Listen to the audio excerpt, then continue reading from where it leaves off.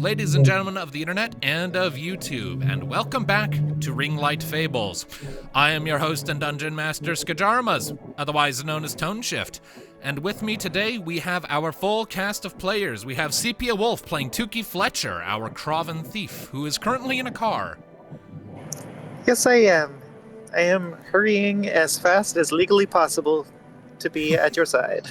Yeah, so there may be some background audio from that for the first 10 or so minutes of the session.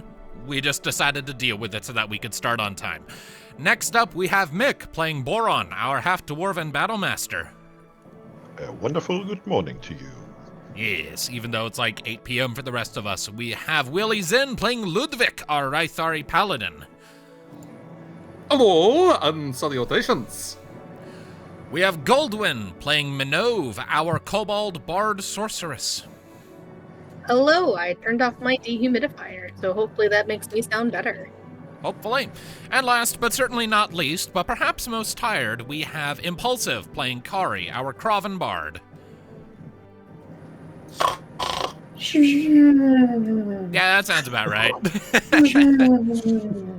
Someone get the bagpipes. Oh no! So, Croven can't snore. He just fell asleep playing the bagpipes, and that's what you're hearing. Yeah, so real quickly, it has been a good few weeks since our last session. Since these are uploaded the day after they're recorded now, I'm sure you'll notice we lost our backlog ways back. I had a vacation, and then Halloween happened, and then someone was away, but we're finally back on schedule. We're here now. So, but all the same, it's probably still going to be a slightly more chill session unless I decide it's not going to be as we get our groove back. So, with all of that said, let's go ahead and get into a recap of last time's events, shall we? So, where last we left off, our band of adventurers had completed enjoying a period of much-needed downtime afforded to them after their lengthy ventures through the water-flooded heart of the Forest of 1,000 Rivers. Having turned in their findings to their patron and employer, Godfried Helkus, they took what time to themselves they could to rest, recover, and prepare for whatever task would next lay itself out upon their desk. During this downtime, the party learned of the recent end of the Arch-Kadam, the leader of Valrive.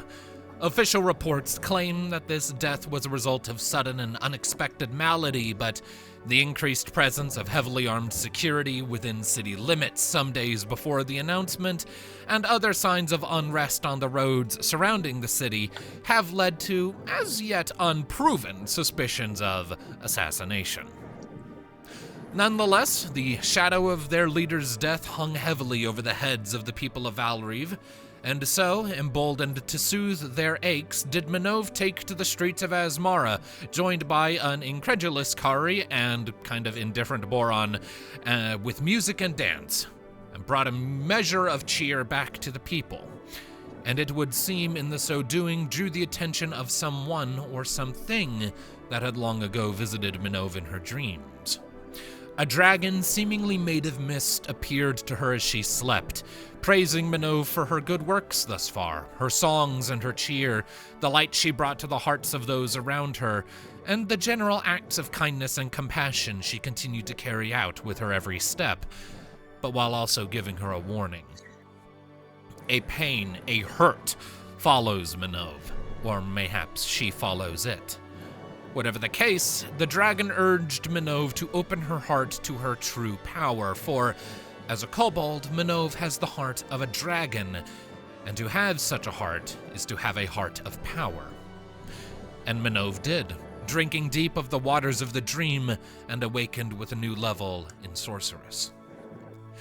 With sudden new magical power at her disposal, and not yet having any control over it, Minnove, after accidentally harming one of her friends with a misplaced shocking grasp, cast aside her ringstone in a fit of fear and fled from the Halkas estate. She was eventually found and comforted by Tuki, where they hatched a plan to visit one of the local universities in Asmara alongside the rest of the group and seek the wisdom and guidance of the local magi. Many possible explanations were given for Minnove's sudden newfound magical potential, but without further evidence or information, any of them could be true or none of them. No concrete conclusion could be reached.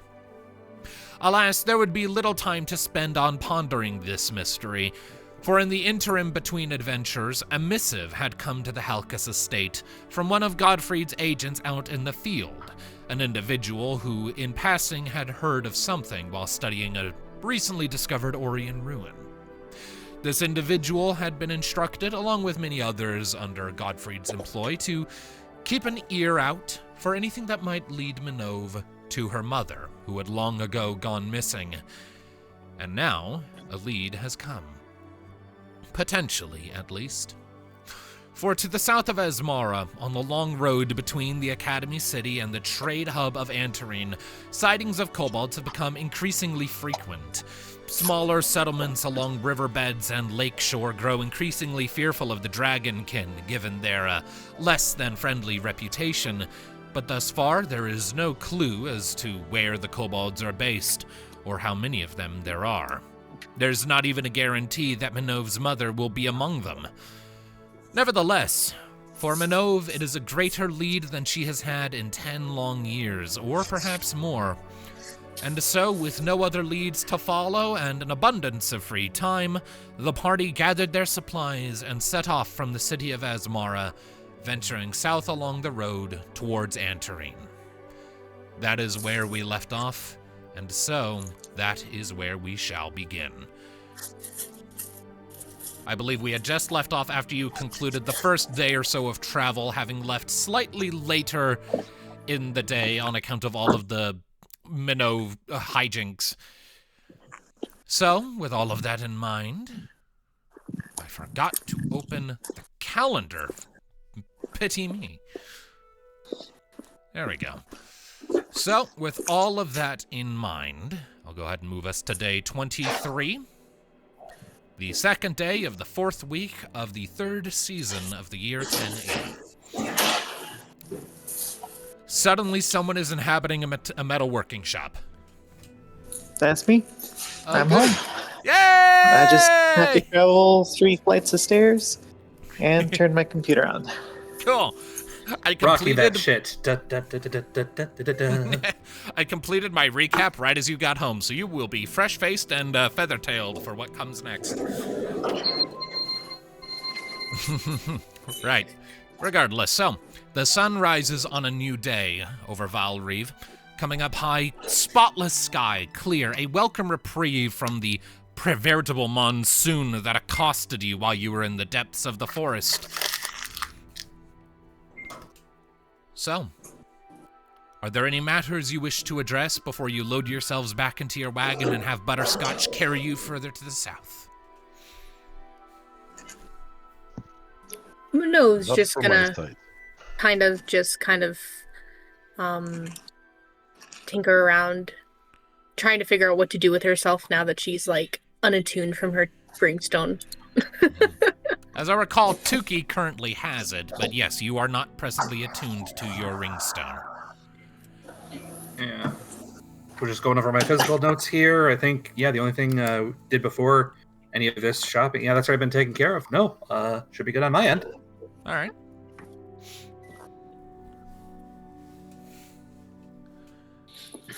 Well then. So, Minnove Boron, did you have just- anything? You were saying something before. No, just nothing from my side. All right, Okay. Boron, nothing from Boron, nothing from Ludviek. Minnove's just kind of fidgeting anxiously. Anything from Kari?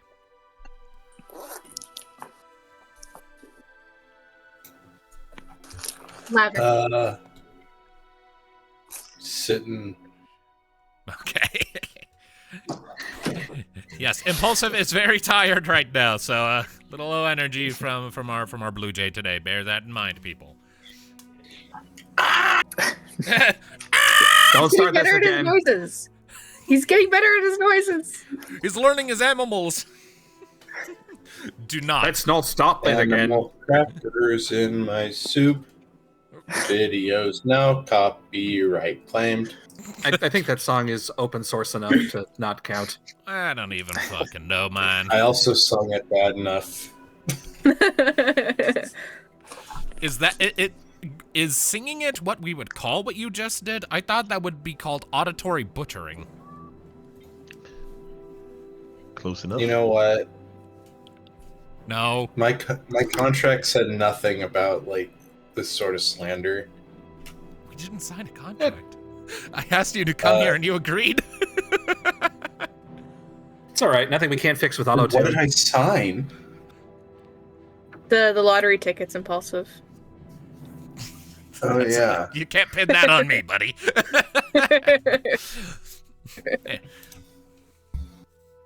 Anyways. So then. With all of that in mind. Just for my own clarity, your current objective is to just go straight to Antarine, right? At least straight to wherever the kobolds have been sighted. Well, that's just Actually, it. not entering, but I think we should visit the little villages in between. Yeah, because here's the thing. You were not given a specific location of the kobolds. You were told that sightings of them have been increasingly frequent along the road between Asmara and Antarine. That is a lot of potential ground. It's basically an entire, county's worth of land that you could potentially cover. So wherever they're based, they're ranging out quite far in whatever activities they're partaking in. But beyond that, you were not given any specifics. You were not given a town. You were not given a general region. Not even a biome. Okay, so then, yeah, the villages that have possibly been seeing these sightings that have reported them. That's along the way. Indeed, those settlements that I don't have on the map because you haven't found them. And we're finding them. Okay. All right. Well then. In that case, you all go ahead, clamber into the back of the wagon once you've gone through your morning routine, and you begin once more making your way along the road. The waters of the lake off to one side, visible on the horizon, just casting their light as you gaze their way from time to time. As I recall, we calculated it that with Butterscotch you could cover about 30 miles in a day, right? Yeah. More Okay, or yeah. less. Yeah, Mick did those calculations, so give me a minute here while I just run some numbers for myself. Okay. Cool.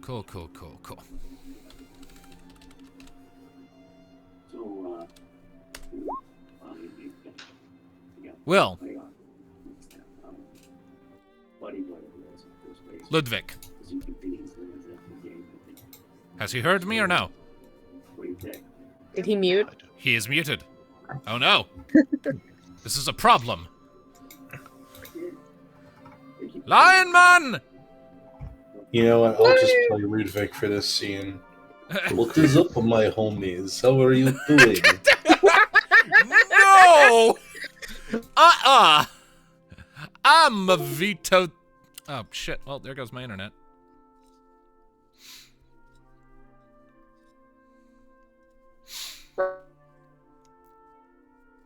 Hi, guys. My internet died. been... Oh god, can you guys not hear me?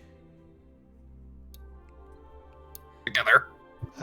Okay, can you hear me now? Yes. Yes. My internet died for some reason. It's been doing that a lot recently. I don't know why. Oh, so you didn't hear our funny bit. I suppose I didn't know. Oh. He's Hello, okay. Ludviek. I heard Impulsive Yeah. start to do that, and I went absolutely not, and then my internet immediately cut out.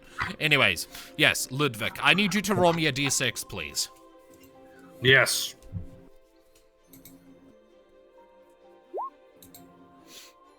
Very good. So, you all begin traveling, making your way south, following the road.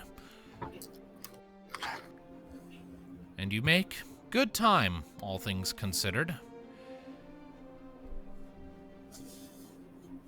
The first day passes without any noteworthy incidents, just following the path, enjoying the nature of the trees to one side, the lake to the other, and the various slopes of the terrain, eventually stopping in for a rest in one of Valn's many houses of respite.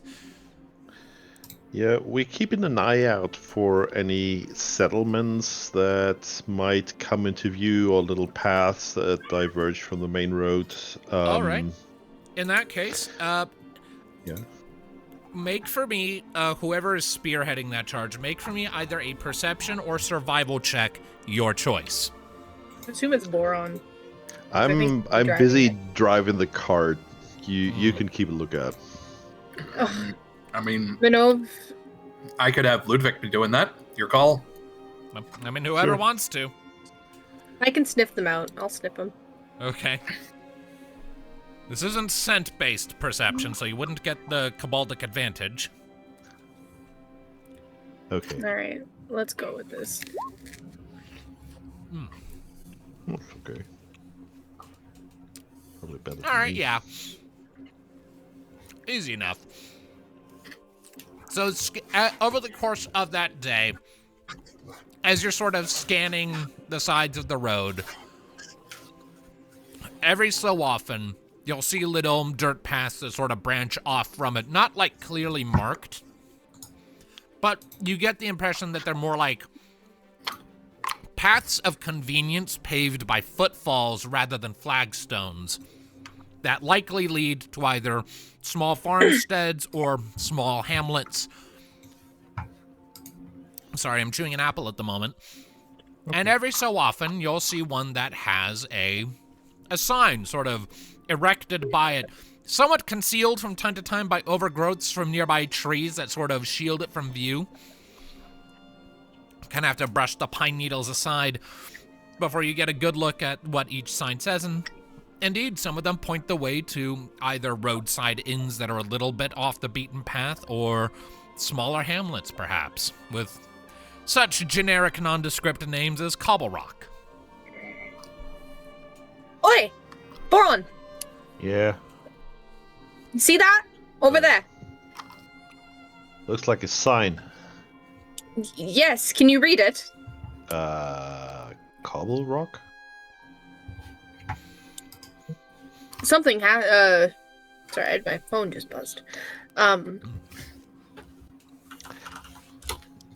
What? Yeah. Yeah, we might do a little detour and see if they've seen any of your kind. You could just say kobold, you know. Yeah, I could.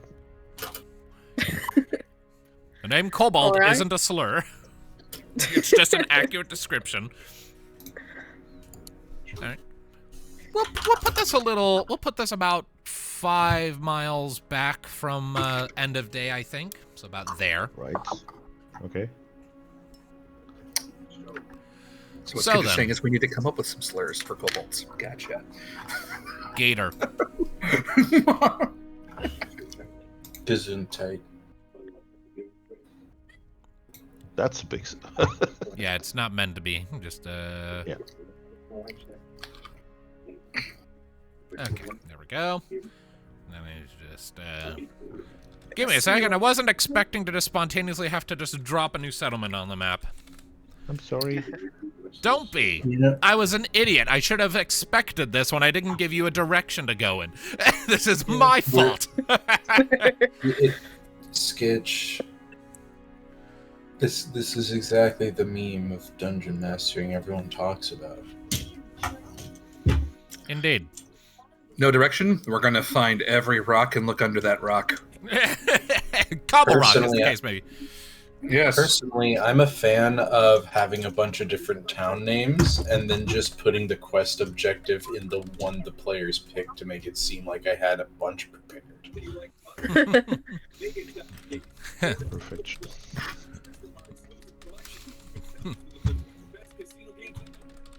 Yeah, we're gonna take a little detour there.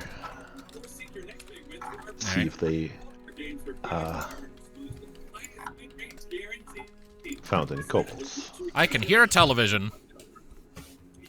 Is it me? Hang Possible. I don't know. Is Sepia back yet, by the way? Yeah, I've been here. Okay. Sure. I turn on my more noise suppression because my mother's watching TV in the next room. Okay, give me a second. Just improvising some shit. Mm-hmm.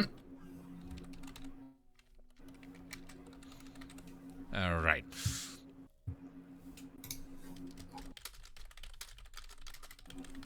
Okay. There we go. Okay. So, you taking a detour for Cobble Rock then? We That's sure the case. You break away from the main highway and follow this path eastward, sort of heading out into the thinner outer fringes of the Forest of 1,000 Rivers. Oh, goodness, what the hell just happened? I just got kicked out of the music room because my internet crapped out a bit ago. Arrgh. Oh, no. Yeah, Never it's mind, the happened. music was Yeah, paused. music wasn't paused for me, but regardless. Anyway, so the trees aren't necessarily as enormous here as they are in the forest thick, but there are still in abundance, and they thicken very rapidly as you break away from the main paved highway. Every so often, as you follow this path, the sun is setting rapidly, bringing with it the onset of the dark of night, leaving only pale ring light to see by, but under the forest canopy, that isn't necessarily of much help. However, every so often, you do see a little lamp post with just a little flickering candle lantern strung up from it, providing a degree of illumination to just keep you on the path. It appears well trod enough that in daylight you wouldn't lose your way, but not so well trod that it implies a heavy degree of foot traffic. And after approximately 5 or so miles, give or take, eventually you come up over a small lift in the terrain and you find what's basically little more than a triforce of rings of structures sequestered around a sort of central plaza.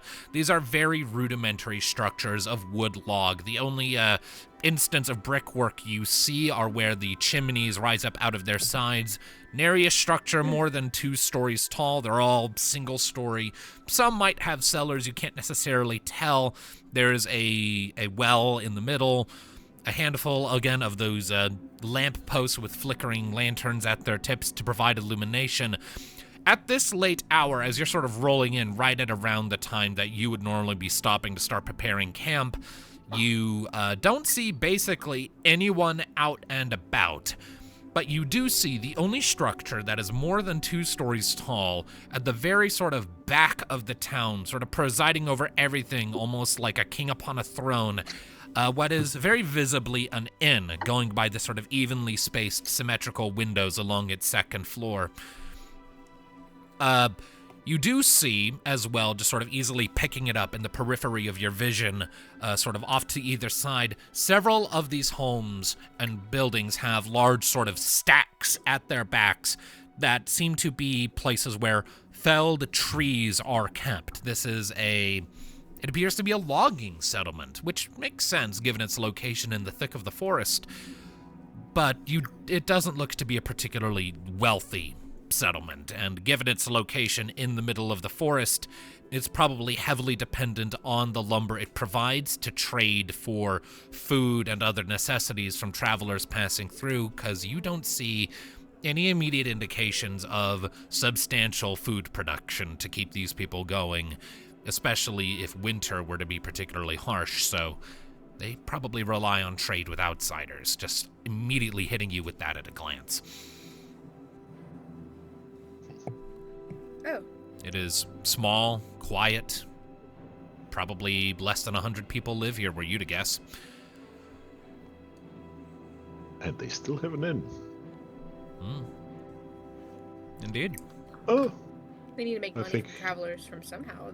Probably Yeah. the most traversed road. Yeah. well, it's a little off the beaten path, but okay. I mean, you couldn't make your way to the nearest shelter. Yeah. I'll take the carts around All right. and park next to the inn. All right.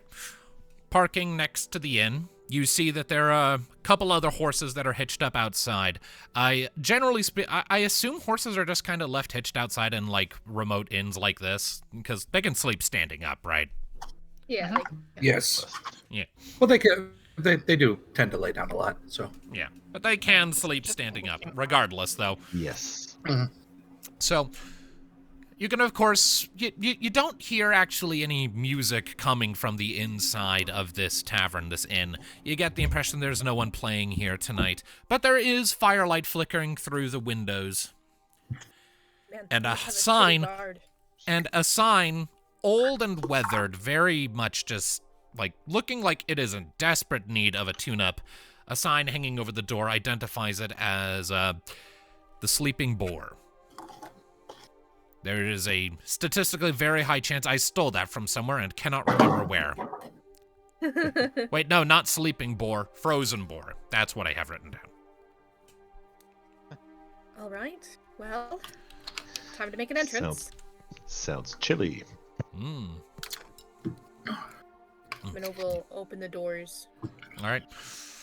Popping open the doors to this inn, you are hit sort of with a sort of a wall of not stale, but definitely intense sort of ale and general cheap alcohol smell. But you can also smell sort of a hearty stew sort of immediately hitting your nostrils, the rest of you. And it is very warm in here relative to the outside. So there's a sort of a moment of like, oh, smell, oh, warm, where you kind of relax into it a little bit as you emerge into it. There's a hearth in the back, handful of tables scattered about, only a few people seated. Looks to be just people enjoying like a last-second dinner who maybe were too tired to prepare anything at home. Off to the left, you see that there is a wide bar, and just behind it appears to be just a dwarven woman just currently in the middle of going through a really old-looking book. Minnove will And approach. all eyes are on your group as you step in. Hello. Is there boarding here for the evening? There's Available? a long pause as you ask that question, as basically everyone just kind of stares at your group, almost in like baffled bewilderment at your mere presence. Did I? It's just so gonna turn to the rest of the unusual group. that travelers come by here that night.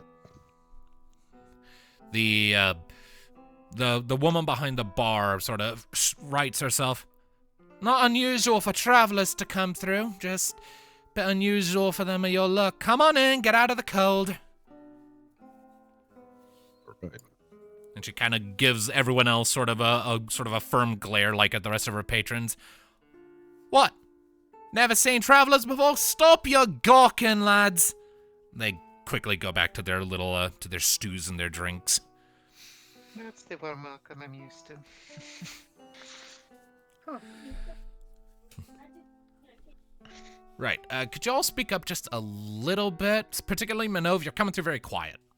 Sorry, I'm having to people are talking in the room over.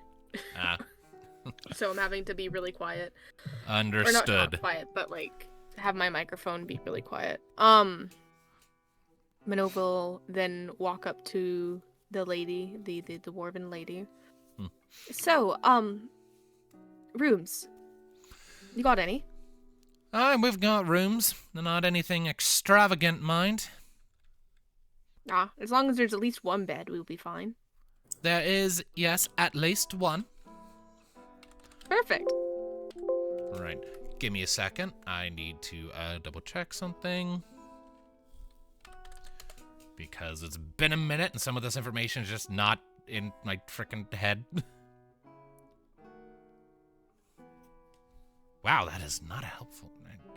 I'm trying to remind myself how expensive inns usually are. As someone that worked there, like on a slow night, it could be like $70. On a busy night, it could be like $200. Yeah, it depends when most travel is at hospitality locations. There we go. I'd say the place that like this, it's like a motel in the middle of nowhere. Motel/a bar. Probably looking at somewhere in the realm of like $60 on the weekday. 50. Yeah, on the weekday. On the 60 or weekend, 50. maybe like 80. Because you want to give people the option to not drive home. Yeah, so she just piped up. Right, we've currently got 3 rooms. Each one's got 2 beds. Silver per room per night. Oh, perfect. Sounds Would good. it be crass to ask for all 3? It would not. As long as you got coin, I ain't picky. Well, Boron, pay the lady. Yeah.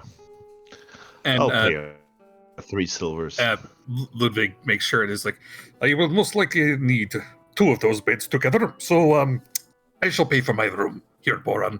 Gives Boron his silver. Okay. Did you get hustled out of your money there, Ludviek, or Hustled? Like, hustled? do not think my money could run. Is money sentient? Do not think so. I mean, if you know where to put it. What the fuck does that You- mean?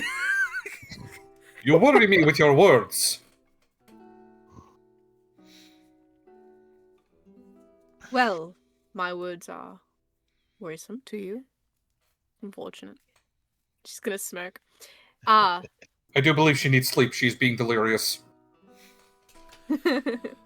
Have you decided to pull off the road to come here instead of staying at one of Hound's houses? A respite, delirious, or desperate's probably what you are. That or they're just full Well, up. I do have a question. One Yeah? thing that did bring us here. Has there been any sightings of any kobolds in the area? Somewhere in the back here, someone go, "Ah, you!" The woman just glares past you. Shut up, Greg! I mean, he's not wrong. But I don't think you need help finding yourself. At least not Correct. literally. I mean, I feel like that's more a therapeutic question than an actual physical question. Right, Don't- and that's not what we're here asking. Speaking of which, do you want to get derailed with these weird hypotheticals, or do you want me to answer your fucking question? Yes, please. The woman with no patience for this bullshit. It's like, don't ask a question and then go off on a tangent. Yes, sorry, ma'am. Well, when it comes to kobold sightings, we haven't had such bad luck. Heard a bit of it from further down the road, though, closer towards Antrim. We have had a degree of a trouble for ourselves, though. You might want to reword that, please. Spotting kobolds. Being bad luck. One just paid you. I mean, I didn't pay. I asked Boron to pay for me, so. Still. Right. Apologies. Oh no. It's not the first time, but It is no worry anyway. You've only brought good luck to this group. yeah, I'm the good red lizard. Uh-huh. Right. So good. Either or. Do you happen to know what settlements have been affected, like name wise, so we can kind of keep an eye out, or we're we're taking care of the matter. Well, you won't be the first. As matters stand, I don't have a specific settlement in mind. No one's had, been impacted, at least not that we've last heard. Last people passing through were, I think a few days back, maybe a week. They've just seen kobolds occasionally traipsing through where people normally do their hunting or tend to their livestock. I don't think anything's actually been taken, though, or if it is, it's not enough for it to be of any real concern, but still, sightings here and there, just all round. We haven't had we haven't had the occasion. I think it's further south. Do you happen now? I know you just through the grapevine. The scale color of these kobolds?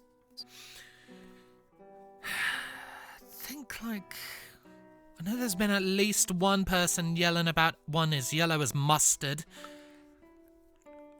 Some claim there were a few that were blue, one or two teal. Sounds like it's just a whole menagerie, frankly. That's unusual. Right? It is, especially for blue kobolds to be acting out. At least in my opinion and expertise. Either. Thank you so much there. What's your name, ma'am? I didn't catch it. Grella. Grella. Nice to meet you, Grella. Charmed. Charming. So I've heard. Husband doesn't complain. Or if he does, he's smart about it and doesn't complain about it where I can hear. Yeah. Well, I'm sure he's mighty lucky. Either or, thank That's you. a word for it. And Minnove will then hop off the bar stool and go to the room. All One right. of the rooms that have been rented. All right. Easy enough. You're handed keys for your respective rooms, and you head off for that. Anyone else anyone else have anything they wish to do at this moment? Not necessarily. All right. Nope. All right. So then, if that's the case, you all tuck yourselves away, and now is when we take that night of rest I was talking about previously, and that's what moves us over to the next day. Now it's the 24th. Oh no. Whomst? Impulsive is taking a quick nap. Oh. And if we don't hear back from him, he didn't wake up, so he might be dead. That's really getting into the swing of things. All right, we're at an end. All right. All right. Okay. He's LARPing. Yeah, apparently he totally thought today was Tuesday until we started hounding him, dude, get in the game room, it's time. And I was like, oh, wait, it's game day? What makes that funny is I did talk to him yesterday, and I was like, so you excited for tomorrow? Man, that guy is just getting put through the goddamn ringer. Yeah, poor guy. Right. Anyways, okay then. So, with that in mind then, you all tuck yourselves away for a night of rest. The sun comes up the following morning, your night of rest undisturbed. The rooms are far from great. They're like a step up from being squalid, but they're workable. You pull yourselves out of your sleep. Sun shines on a new day. Forest alive with the distant chittering of birds flooding from branch to branch. Not as much as might be in earlier times of the year, as the season of autumn continues to tighten its hold on things. The warmth of the summer season is fading with every passing day. As you step back down into the common room of the inn, You find that it's, again, pretty much just devoid of people at this hour. But you do see people moving about on what appears to be their general routine out front through the windows. Grella is, again, reading that book she had as you start to sort of gather and accumulate. We'll pop up to Grella and be like, so, what you reading? This thing. She holds it up. It's an old book of poetry, if you can believe it. Oh, so you're a poet of some sort? Or I have the heart for absolutely am not. It is literally the only book I own, though. Oh, really? This ain't exactly a rich town, Missy. Don't know if you noticed. How much does a book normally cost for you? This one? Don't know how much it cost me. Hubby got it. Don't know what he traded for it, but he was damned insistent that I accept it. So I get the impression he probably traded something mighty valuable to get it, and I'm making it worth the exchange by actually reading the damn thing. Third time through it. And do you enjoy reading? It passes the time. Alright. Okay. I'm a practical woman with simple things I need to take care of. This just occupies the moments between those things. That's about it. Yeah, Minnove will reach into her pocket and pull out a gold piece. For your tip. Have a good day! Reaches out, takes it. The fuck? Minnove leaves. All right. So, you scamper out, back out into the general circle of the town. Confirmed a little bit that you just need to keep going south, and apparently the sightings become more frequent down there. Apparently. Well, southbound we are? We are indeed. Indeed. So, I'm going to go ahead and change us back to the wilderness playlist. Is it possible for me to... I cannot. Okay, upsetting that, but whatever. So, with all of that squared away, you get yourselves back on Butterscotch and start making your way out again. So, you return to the road in due course, sacrificing about 5 miles of travel to get there, and continue your way south. Let's see here. So you're able to make it to about here. I believe this is actually like about the same place where you encountered the Shroomvasa mercenaries. Well, not mercenaries, the Shroomvasa cultists, wasn't it? I think it was a little bit more south, but yeah. A little more Yeah. south, because like you like approached this bridge that you are currently like stopping right next to when you went looking for the yellow scale that intercepted their cart. Yeah, looking for the cart, maybe find the Leo skeleton, found the cart, and found the dead body of a horse. Didn't find the Yes. Leo skull. Yeah, no yellow scale, just the dead body of a horse. And a fair few supplies seemingly taken. Seems so. We're stopping here for the night. Minnove's gonna wash up in the river. All right. It's a river. It's cold. How fuck? Why did I think this is a good idea? Oh, oh, ah. So the rest of you just kind of like Minnove just goes down like I assume under the bridge so that there's like a privacy screen. Yeah. And as you're all getting camp set up, you just hear sploosh. Oh fuck! Why did I think this was a good idea? Ah! Gonna go over, but she'll lean her back against the stone part so that she's facing away from underneath the bridge. How are things going? It's fucking cold.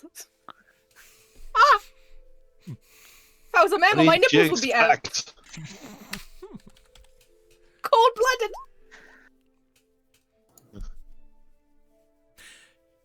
Hey, Minnove. Yeah.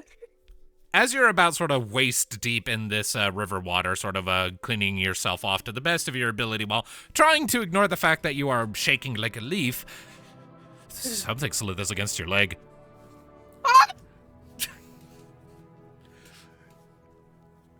And she's gonna, like, dash out immediately. So the rest of you hear this high-pitched, horrified wail from Minnove, the sploosh of water. Zagoa goes like, yeah, like you Looney Tunes, almost like that fucking one type of lizard. You just water run as you sprint back to dry land. No. And she's gonna, like, pick up her clothes and, like, loosely throw them on as she runs back out. Nope. Nope. From the scream, Ludviek comes running back up. It's like, please don't tell me she got grabbed by something in the water again. No, something just got curious about the sudden red pillar that had invaded its homeland. Went to investigate and met with a horrible surprise. Right. Next time, and she's like, next time, I'm just gonna, when we bath. You have prestidigitation, don't you? You've used it before. Does that not clean? She's gonna look at her hands. I mean, when I have magic, yeah, it works, but right now I'm having to clean in the water, and okay, let's get you by the fire. But you know, with the reaction yesterday, I really think you should take this back. She's gonna look at it, or look at Tuki. Yeah, you're not getting any better without practice, you know? That's not the point. Okay.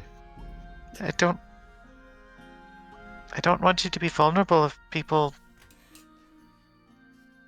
decide that you're bad luck.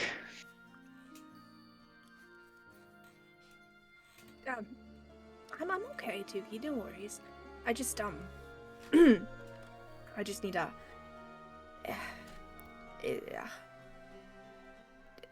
I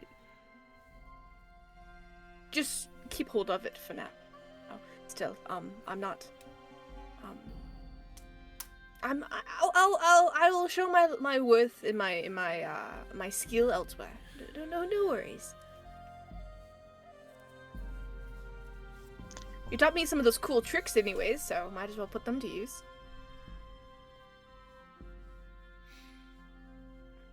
Alright.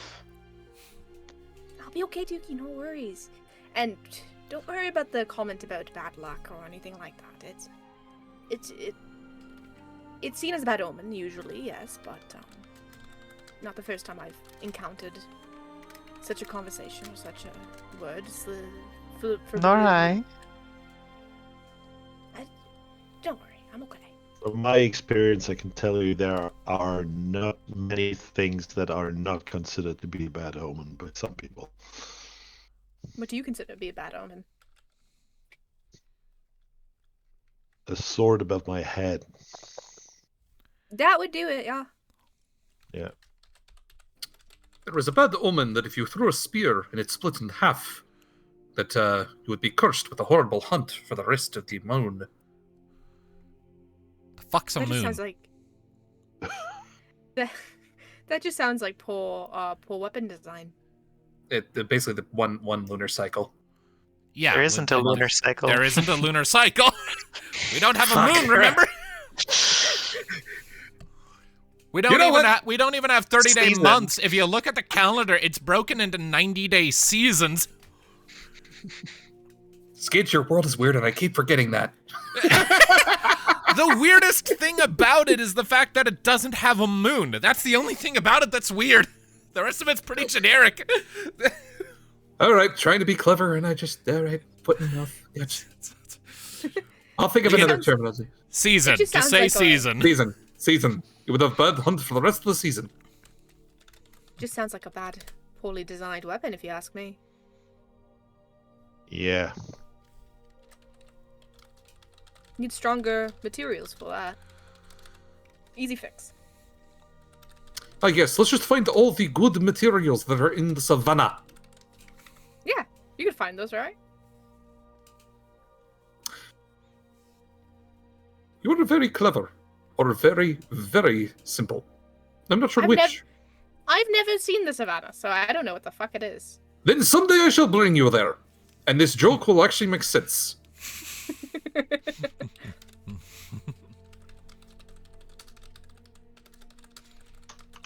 But I think that's too far of a detour for right now. For right now, yes. And she's gonna bundle up in her robe. For now, I'm gonna go to bed. And try to dry off a little. Ludviek's Curling by gonna the fire. Ludviek's gonna wait for her to walk away and then just motion towards Sepia and the others and sorry, Tuki, Boron, and the other and no, Kari's probably not there. Maybe just motion the two of them is like she's being very down about the whole her magic going haywire. I wish there was something we could do to lift her spirits. I tried. I think she just needs some time. It was a very admirable try. You are a good friend to her, Tuki. I don't know about that, but I try to. And that is what makes you a good friend.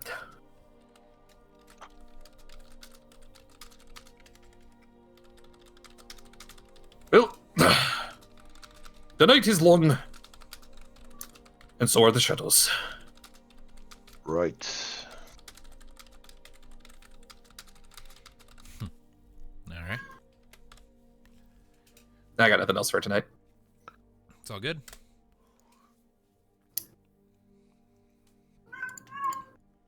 Someone's cat is having a fucking conniption. I am sorry.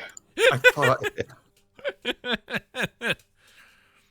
Tell her she can complain, but she must do so quietly. Yeah. And that's just Ludviek in his sleep. That's what we're going to canonically say.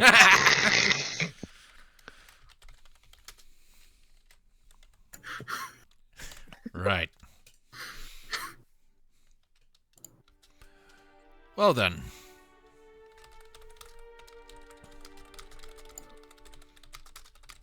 All right, well then. If there's nothing else for tonight, you all tuck yourselves in for another night of rest. Catch what sleep you can, taking watch as normal, but the night passes mercifully without incident. And come sunup, a fog creeps in over the land. It doesn't bring with it a heavy rain this time, but sort of rolling over you from the waters of Lake Boffleril, seemingly burned into existence during those last couple days of bright sunlight. The world is plunged into a thick veil of gray that obscures your vision after a distance and leaves very gentle condensation starting to gather on the tips of your extremities, and particularly gathering in the fur and feathers of those with such growths from their anatomy. But, packing up your things, you begin to set forth.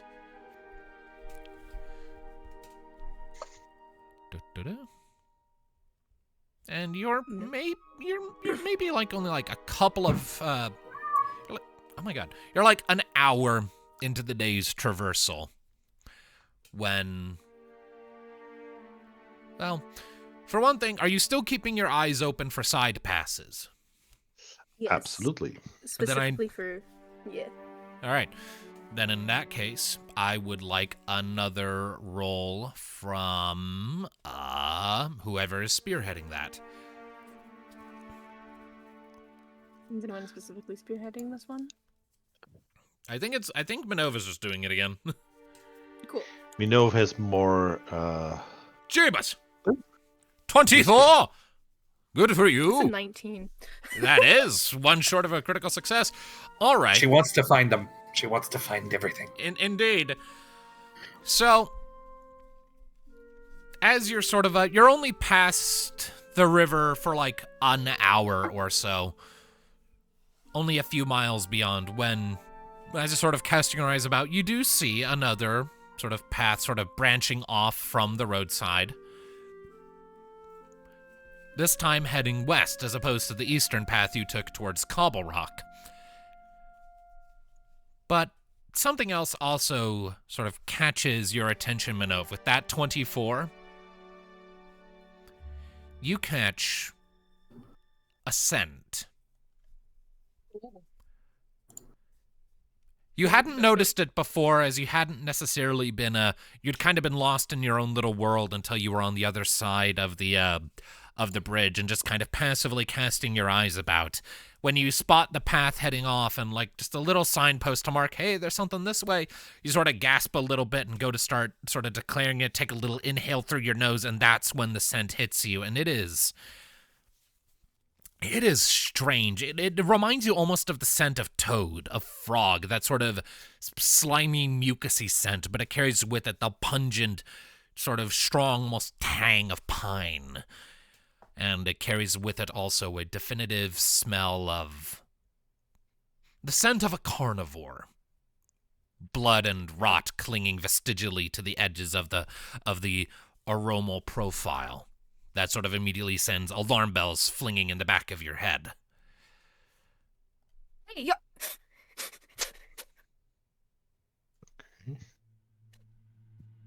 Just sniffing in the air. Stop! Wait. Okay. I stopped the cart. All right, bring the cart to a stop. Butterscotch kind of sort of stomps the ground a few times, ill-pleased to be brought to a stop when she was just starting to get into movement. We'll hop off the cart and start sniffing some more. Kind of putting her nose to the ground at this point. Like a dog, I guess. All right. Okay. Can I discern which way specifically I'm smelling this smell? Make for me a survival check and do so with advantage. Survival.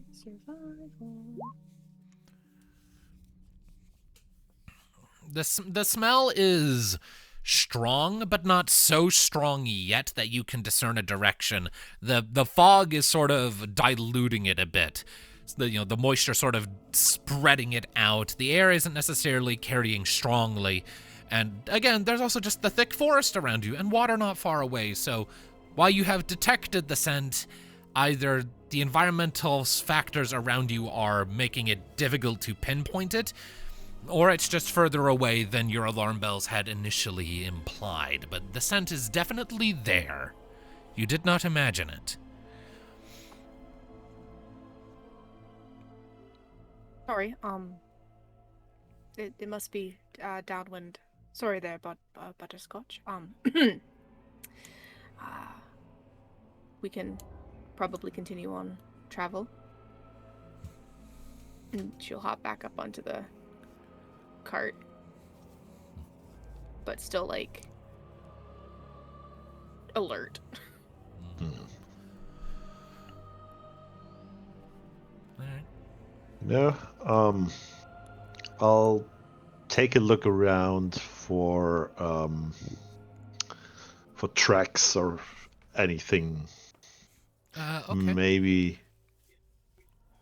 she can't sniff it, so I can find it. Perception or survival check? It's Your the same, choice.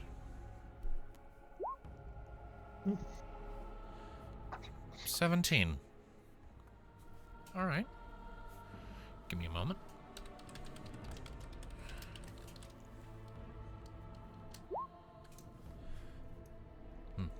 So, you cast your eyes about for a bit, and you're not seeing any tracks or anything else nearby. It just seems like a regular spot of road with a little, barely sort of discernible side path off to the west.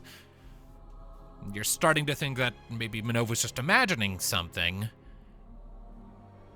until you do spot something just at the edge of the tree line, like the eyes of a cat catching light sort of flickering back at you. Okay.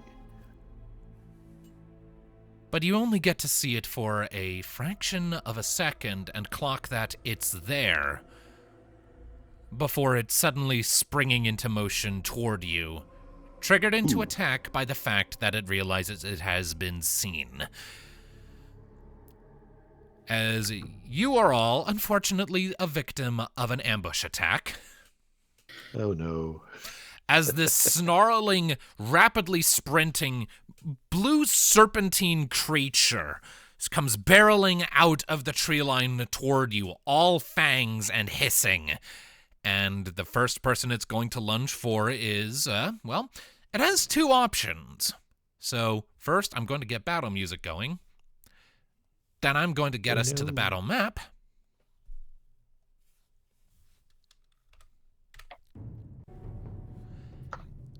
And then I'm going to make a roll. It is going after Boron. Okay. I did get off, however, right? You did not say as such to me. You just said that you were looking around. I imagined that if I was like looking around for tracks and such, I would walk around the cart and look at the ground. But okay, if you want to put me there. You didn't specify that to me, so. All right. Yeah. So, but either way, this large blue serpentine creature is going to come bounding forward on all fours. It is going to like jump up and like plant its forelegs up on the side of the carriage as it rears up. Whoa. And is going to start attacking you. It is going to make a multi-attack against Boron. Shouldn't we roll initiative first? Because yes. I would like to do something as well. It was an ambush. Yeah. Okay. It got a surprise round. You didn't roll high enough to beat its stealth, and no one else was looking. So an 18 misses. A 15 misses. Yeah. And a 10 misses. Fucking A. Sheesh. So the rest of you kind of sort of lean in. I probably don't have my shield up yet. So no, but I am assuming you have it equipped. Okay. Like you don't have it raised, but you have it on your person. So okay. So the rest of you see this thing come bounding forward, sort of like this. It almost reminds you of the. It almost kind of reminds you of the river drakes you fought previously, but larger and less aquatic, as it sort of props itself up on the corner of the wagon and starts viciously slashing and biting at Boron. But like he sort of squirms back, lifts an arm up to kind of fend it off, and finally just you like drive the back of your fist into the side of its head. Not enough to hurt it, but it does back off just enough. Now we can do initiative. Hooray. Ooh, I don't like that roll. Now, what are we going to do about Kari? Sleeping in the caravan. Pass the fuck out. No, he should be. He's not going to miss this. So, how about this? Goldwyn, he's your boyfriend. How about you control his character for this combat? Rockin'. Okay. That seems the fairest way to go about this. So I will just remember, you have to have him faint once, at least. Very important. Don't worry, you still get to play a spellcaster, guys. It's okay. All right. So, I'm going to hit save changes on that. You should be able to see Kari's character sheet now, right? I can, yes. Okay. Try not to change anything, just make rolls and use resources as needed. All right, so everyone has rolled? I can't see his character sheet. I can just see his bio and his info. Oh. Okay, give me just a second then. I need to,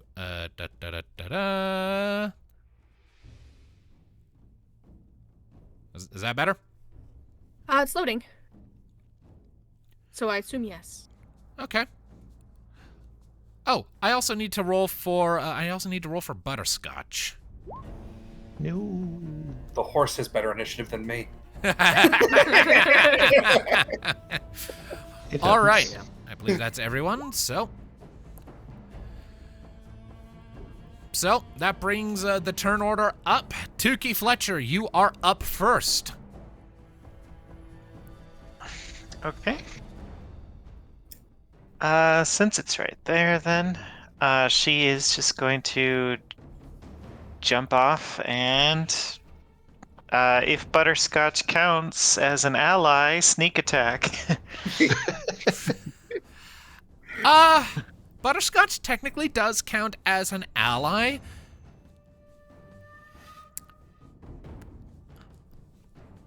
I'll allow it. Because also Boron is right there, so go ahead then and make your attack roll.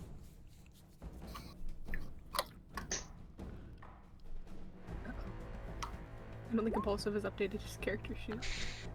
It's all good. All right, a 15. Mm-hmm. Just misses. Oh no. Wait, that was only once. You haven't. I don't see the second number that would correlate to advantage unless it's just there. Right. I don't get advantage. I didn't aim. Oh. But yeah, right. We got away with the advantage when flanking. Right. But I think Because otherwise, there's no point in me ever aiming. Right. Gotcha. Okay. At no point in my pack Otherwise, we got a tactics. +2 for flanking. We haven't settled Wasn't on that that yet. something? Okay. Right. All Either way. Okay. So, regardless, you jump out of the wagon, draw your rapier, turn, and you thrust at the side of this thing. The blade sort of hits its hide, but its scales are, while they're not necessarily large or even particularly hard, they are sleek and angled just so that the edge of your rapier just kind of follows along a groove and scrapes harmlessly off, and you just see its hide sort of ripple and just sort of vibrate in response as it sort of turns a glaring eye on you. He'll just make the same noise back at it. All right. Okay. Bold, Tuki. Bold. Mockingjay, this sucker. All right. Is there anything else you can do on your turn there, Tuki? I'll bonus action, pull out a dagger and attack. All right. Roll it.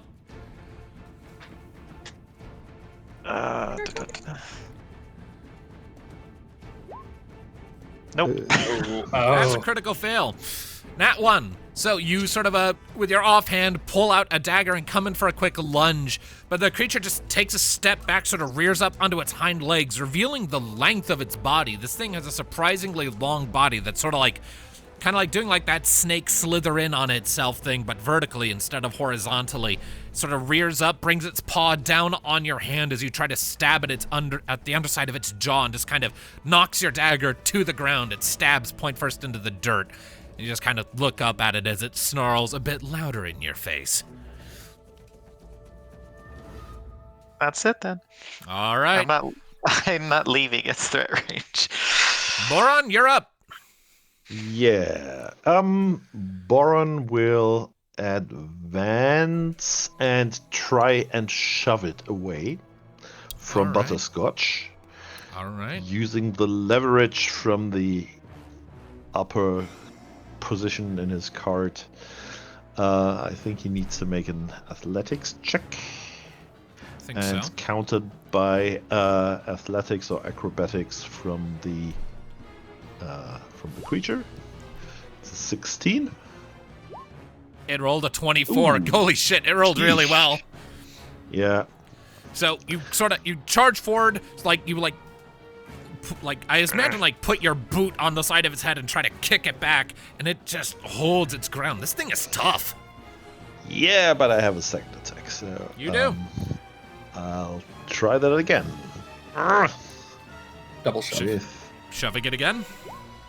Ooh, better. It's definitely better. That time you Yes. succeed.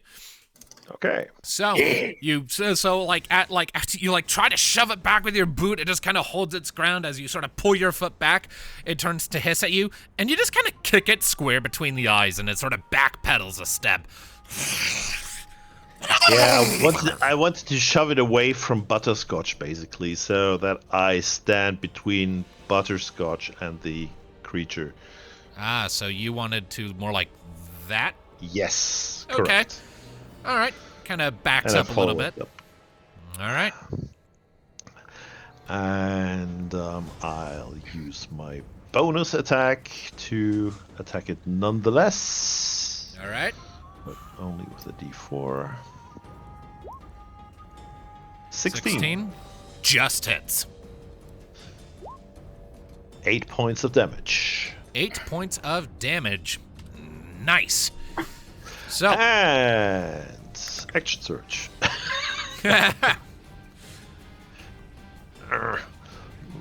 Like Boron pushes it and relentlessly slashes away with the long axe. 22. I'll do both attacks right after one another. all right. 22 and 24. Both hit. Okay. Damn. 12 and 11 points of damage. Ouch. Nice. So, after sort of shoving this thing back, you sort of vault over the rail of the cart's side, land, and immediately bring your weapon around and just leave like this gnarly cross slash in its chest. And it just lets out this wailing sort of shriek of pain as this blood sprays out.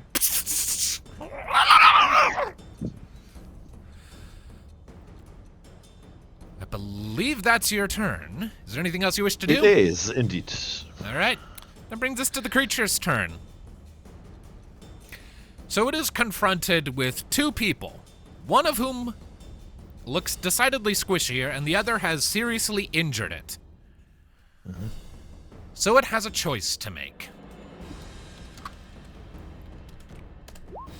It's going after Boron. All right. So, it is going to do its melee attack again. Give it to me. All right. So that will be a single hit from its claw attack. Uh-huh. So, that Sheesh. then, if I... Okay, so that is 7 points of slashing damage to you, Boron. Which I reduce to just a mere 4. All right. So, Oh, sorry. That was me at the same time. Wait. 1, 2, 3, 4. Okay.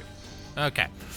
So, it lunges forward, sort of clamps, like, it's one of its claw attacks. It manages to, like, leave, like, a nasty little cut sort of along the side of your face. Sort of some blood flies out. As this happens, I am going to roll a d4. Why is that? Nothing happens after its attack lands.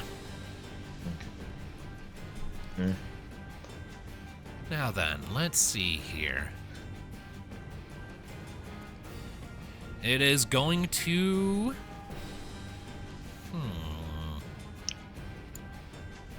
I think I'm going to have it hold position for the moment. Kari, Okay. you're up. So Kari's gonna be like, oh, this thing. And he's gonna hop down from the cart. He's like, my nap was perfectly fine, and then you had to come and sully it. And That sounds like He's him, like- all right. and he's gonna be like, here, have a card trick. Okay. Okay. What don't know. is that? All right. So he's gonna spray that's trying to aim it specifically at the beast here. 15-foot cone.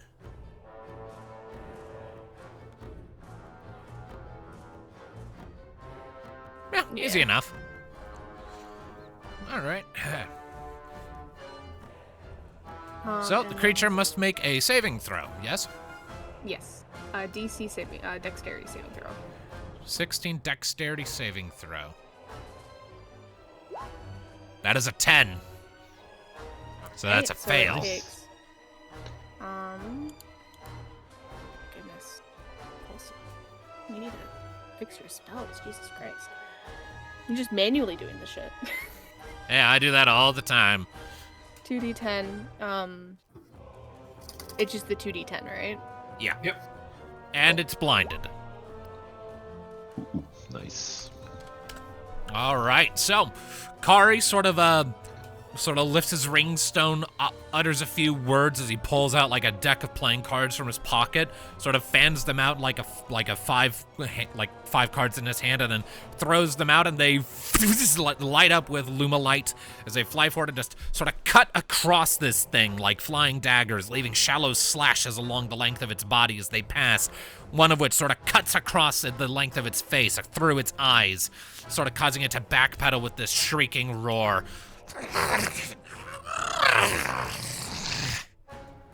So, it is blinded. He is also going to move 10 feet back into the foliage. Right. So I will say that, like, the thick of the trees is considered difficult terrain. Movement speed is halved when in those. Okay, so he'll move 5 feet into it. Yeah. All right. Thank you, Minnove. I know it probably took you a lot of strength, Minnove, not to make a Yu-Gi-Oh reference with that attack. Thank you. Speaking of Minnove. Blue Eyes White Dragon! Minnove's gonna see this and be like, and she's gonna, like, have a reaction to almost, like, cast a spell, but then realize... Yeah, you don't have your ringstone. You cannot use any spells or any abilities that could reasonably be described as using magic. So then she's just like, okay. She's gonna jump down right in front of it and is going to, with her pack tactics that she has, because if you're not doing that, I have actual advantage with this. Yep. It's blind too, so we all have advantage regardless now. Oh, perfect. Correct. Because I'm so smart, guys. I'm intelligent. Genius. right. I'm going to attack it with my rapier. All right. Be like, oh, well, let's go. 18 will hit. 7 points. Not bad at all. So you kind of jump down, having a little bit of jitters as you suddenly feel like the sort of, almost like an adrenal rush of just like realizing you are actually very depowered at the moment against a creature like this, but sort of taking solace from your packmates around you. You draw out your rapier as you vault over the side of the cart, rush in and thrust up sort of like into like its equivalent of its armpit, your blade piercing through its soft underbelly and into its innards. It shrieks and squirms back a bit, sort of pulls away. There's a spray. It's very fugly. Yeah. And that's But going it to be is. Minnove's turn. All right. Oh, wait. Butterscotch. Oh wait, yeah, no, that's you gonna still be have my it. turn. Okay. Butterscotch then. Is going to make a wisdom saving throw, I think. And is not going to succeed. Whatever is going to float its boat. So with that 3 on its wisdom saving throw, Butterscotch is going to look over, see this huge predator, see you all fighting, and like finally like her brain catches up with what her eyes are witnessing. She lets out this terrified whinnying noise and like sort of loses composure for a moment and is going to spend her turn just moving. But Ludviek is still in the back of the wagon, so she's kind of taking you with, Ludviek. You're going for a ride. As she is just going to, I'll just say, like, she's going to come, like, full movement speed all the way down here, just go running. And I actually need you, Ludviek, to make for me a dexterity saving throw, as she kind of goes barreling directly over these roots and sort of rocks here. I'm so glad all this Looney Tunes bullshit could happen to me. Oh no! Oh, Right. Real Looney Tunes bullshit happening So to you. you don't go the full distance, but you do fall prone and out of the wagon as she goes thundering over those roots, and you just kind of fall to the ground back here. And you will also take 2 points of bludgeoning damage from rolling along the ground and being deposited very roughly out the back of a wagon. So you are currently prone, and you are at 38 hit points, and now it is your turn, as Butterscotch has gotten that out of her system. Okay.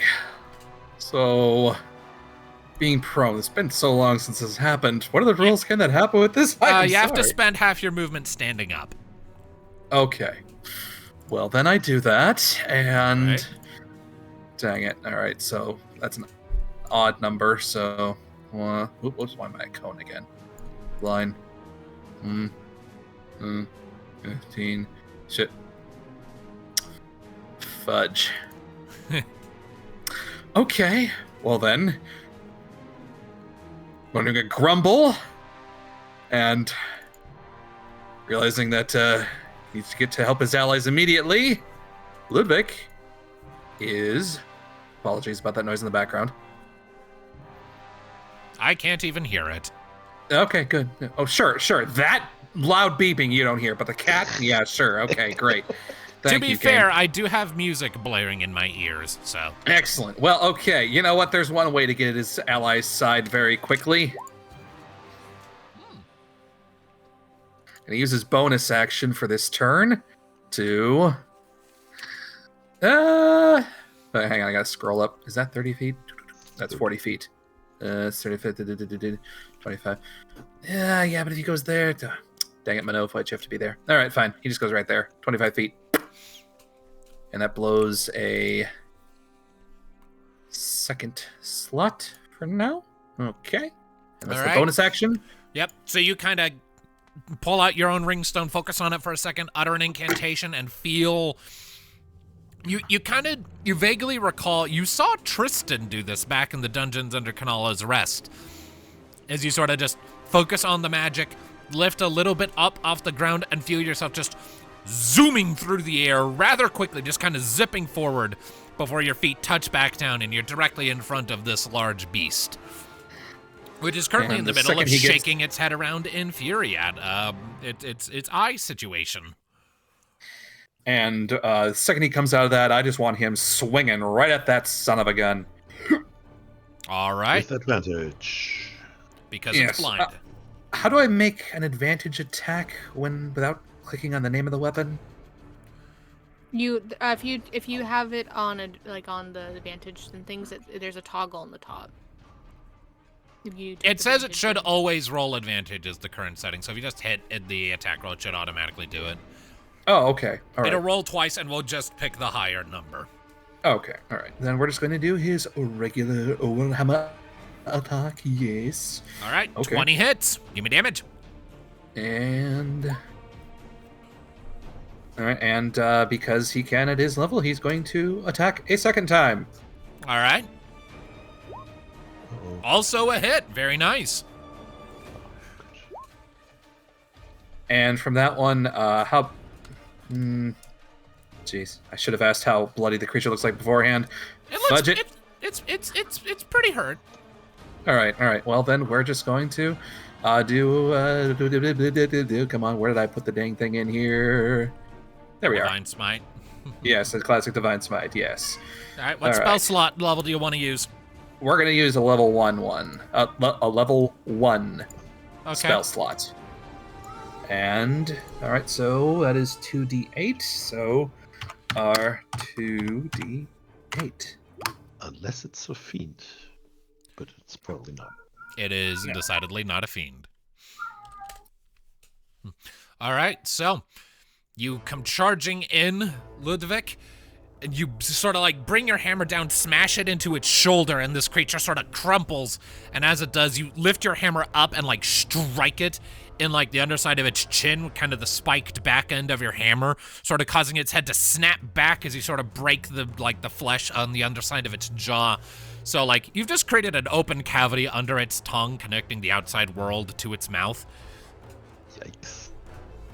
And also sent just a, like, channeled energy into it with another incantation very quickly to accelerate the momentum of your hammer on that upward swing, so it just carried so much more raw force as you snapped its head back with that blow.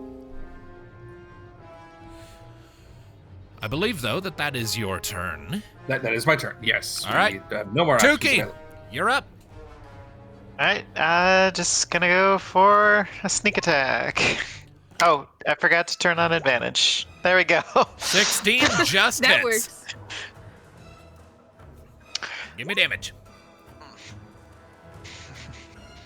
Total of 20 damage. Nice. Claim your victory. It had 8 hit points left. So the sneak just did it. Yeah, I guess as it's rearing its head back from being uppercut with Ludviek's hammer, she's going to see that opening and just quick flash the sword right into that opening and right through its brain. All right, so you stab through its tongue, through the top lining of its mouth, and up into its brain case. There's this, like, it's if wet were a indirect sensation, you very much feel that as the tip of your blade makes contact with its gray matter. The whole beast spasms and convulses as, you know, the red kind of leaks out of its new secondary mouth hole before the whole thing just crumples in a heap. Dead as a doornail. Yuck. Nice one. Thanks for the opening.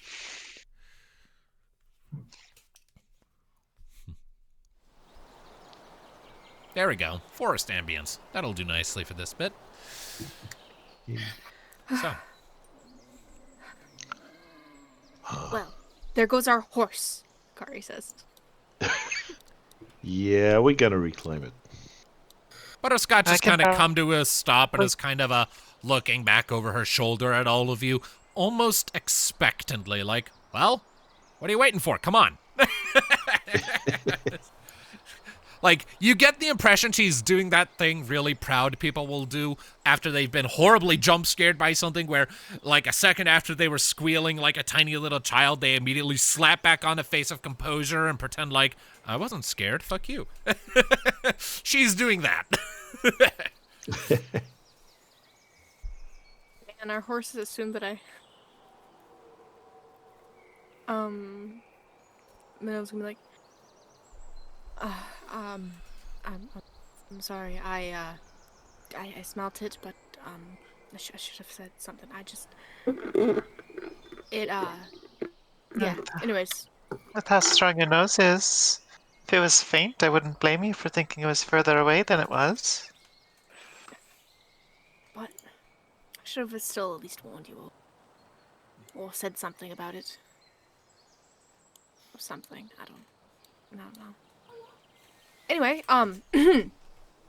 let's tither to Butterscotch, shall we? Minnove will lead the way. What kind of creature was this? Anyone who wants to know can make a nature check. I want to know, but I'm very terrible. I am just rolling so mad today. To get a bad night's sleep, as usual. All right. A 13 from Ludviek, an 8 from Tuki, a 4 from Boron. Kari throw one at this. Let's have Kari throw one at this. What is it? A nature? Nature. Yeah. Nature. Kari got a 6. That's It's Minnove. No, but I rolled on Kari sheets because I'm Okay. I'm on Minnove. Like okay. I'm named as Minnove's token. Okay. Gotcha. But that is Kari. All right. Okay, so... All right, so I'll give it to Ludviek. You've not met one of these things before, because they're kind of rare, especially this close to roads. This is a creature known as a Jisnar. They are thought by some to be relatives of river drakes.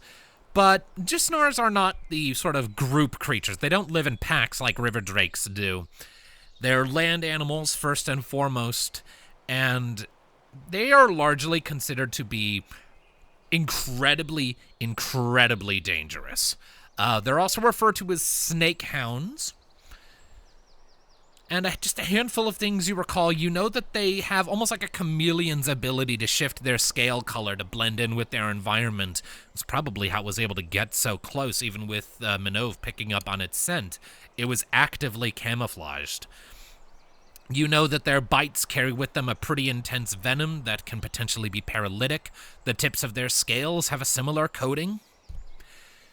These are extremely dangerous but surprisingly rare predators whose primary function in an ecosystem generally seems to be to lock an area down and prompt everything else to go elsewhere, basically acting as an enforcement of herd migrations for prey and other predator alike, because Jisnars will attack just about anything smaller than them, including other Jisnars, including packs of wolves, and because of the poison they carry, which you realize now all of you were lucky to not be hit by. That's what that D4 I rolled earlier was to see if its poison had taken root. It had not. Oh. And just in general, these things, like, thinking it through, Ludviek, you realize you actually kind of got lucky fighting this thing. It could have gone a lot worse. Ludviek turns to Boron and is like, well, these creatures emit some sort of paralytic poison or venom. You were lucky it did not get you. On the surface of that, the venom is Not entirely... many poisons get me. True that. Of course, that venom is located mostly within a gland within their head. Boron, may I borrow your axe? Yeah, all right. If you And clean it. yeah, Ludviek is going to sucker's big, so he we got to get going. But so he's just gonna literally just chop off the tail of this fucker. Tail meat. All right. I've gone ahead and just shared a bit of a lore expose on these things with you in the general chat if you guys want to read up on it. Hell yeah. Otherwise, yeah. Encounter complete. Beastie bested. Time bought. Because I've told you all before, my random encounters are a time buying measure. That's fine. So you're fine with me taking that tail then? You can make a survival check for me with advantage, because this is the kind of thing you normally would do with fallen beasties. 16? Yeah, I'll let you take a Jisnar tail. I wouldn't advise eating it, but you have its tail. Don't advise. You should say that like it's a challenge. Okay. It's literally poisonous. Guys, Yeah, Ludvik's paralyzed. It's Well, one hell that's of a a shame dog. because he's the one that could heal the paralysis. You know what else is poisonous, Minnove? Hot peppers. I don't mean- think she can taste hot peppers. Hot peppers are just peppers. They're fine. Oh, right. I forgot. Capsaicin. Well, Boron, you and I can enjoy hot spicy then. I mean, I can enjoy Absolutely. hot spicy. I can totally out-eat you guys in hot spicy. Yes, but the problem with you and Tuki and Kari is that you have an unfair advantage of not being able to actually taste any of that. It's like being able to. It's like competing against a water drake in swimming competition. What you say? You say you're scared to go against me on a pepper eating contest. It's not a contest. It can't be a contest if you don't have a chance to lose. Boron, you're a And you carnivore don't have a too. chance to win. I mean, what? Oh, Ludviek, you're a carnivore too, I meant. I'm sorry. Yes. So, Doesn't mean you can't enjoy spicing things up. it's a seasoning maybe, not the main course. Like, that is diarrhea waiting to happen. Either or. So, I had a thought. If they're rare and they're not found this close to well-traveled roads? Do you think something drove it here? Or maybe many things? Might be possible. It's B.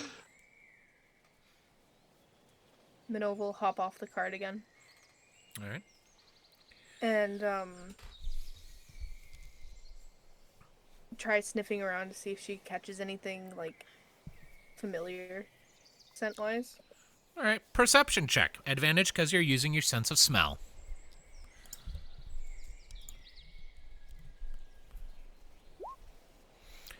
25. Aside from the Gisnar itself, aside from the snake hound, not really, no. It just smells like the usual comings and goings of nature around you. You're not picking up anything that seems out of place. And you're not necessarily sure if there is anything that might be draconic in nature, if anything like that is clinging to the Gisnar. The Gisnar and the kobolds you are seeking are foreign enough to your senses that you're not sure you could really identify that that's what they are without, like, you know, a proper reference. You don't have the frame of experience to make that deduction. I mean, it's a good theory, Tuki. Definitely something of the sort. But I don't smell anything or really that could be the reason for its departure or its incoming. Well, not something that I won't shoot out the water just yet. Well, perhaps we search for something more solid. Yeah. Boron. How far is that settlement that you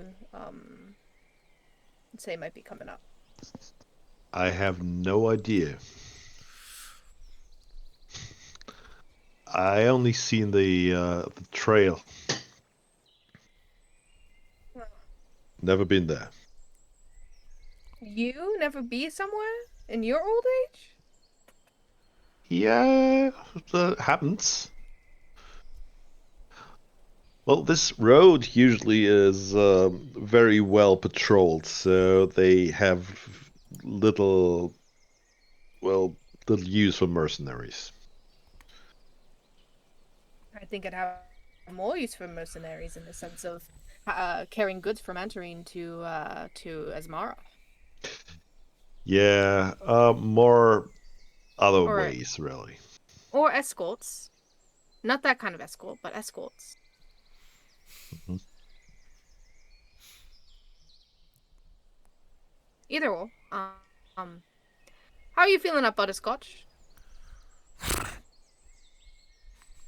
Shakes her head about, sending her mane sort of flailing about wildly. Kind of gives you a look. Tail flicks a few times. She seems maybe like a little eager to get moving again, but otherwise doesn't seem too bothered. She got her initial panic out of her system. Like I said, she is playing cool. All right, let's continue on this road. All right. Let's find the next settlement. All right. Alrighty. Wanting to just head to the next town over then? Yes. That was the plan, yes. All right, so hopping back into the wagon, maybe giving Butterscotch an apple or a carrot to help soothe any remaining rattles in her nerves, you turn her onto this next side path and follow it off the main highway. Very rapidly, the path sort of curves, and before long, you actually find yourself following along the riverside again. Like just sort of above its shore, following like a shallow bluff, maybe 15 to 20 feet above where the water runs.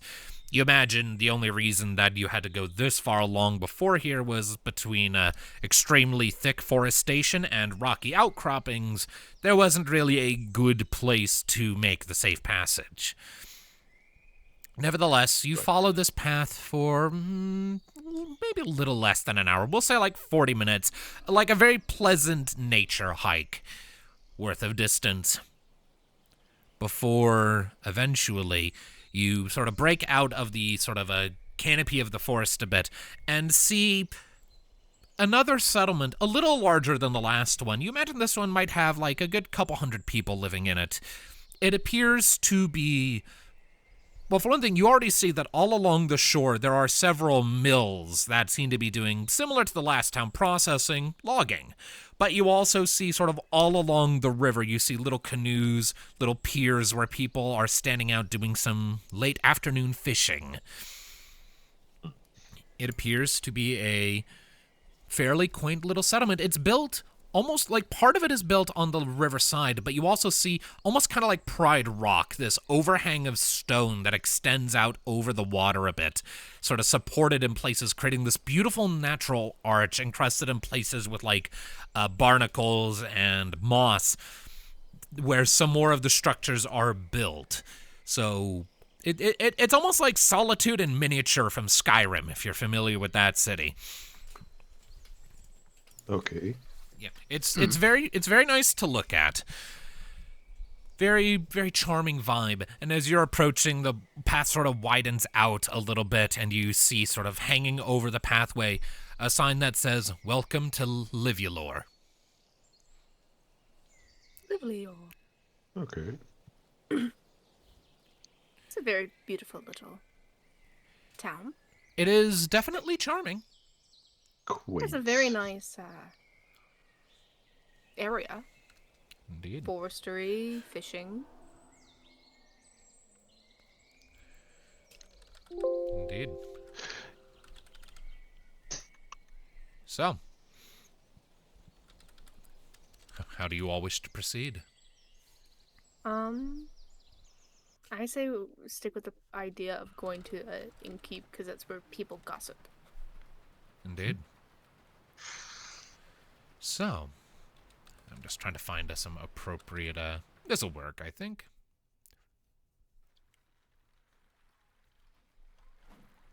Fishing village ambience. That'll work. So, stepping into the village and casting your eyes about, it doesn't take you very long to spot what you imagine to be this settlement's local inn. It's on the arch overhanging over the water a fair bit. It seems to have more of like, almost like sort of an open design. It kind of reminds you of the inn you visited back in, fucking Riversmeet. Forgot the name there for a minute.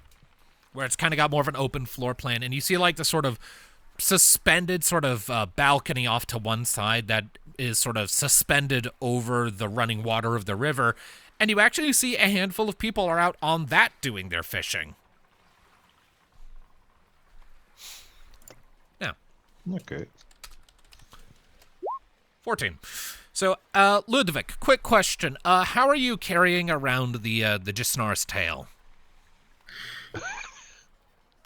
I'd say at this point it's mostly in the cart. I know it's probably in the back, basically at the furthest back of the cart. He's tried to tuck the whole thing in there as much as possible.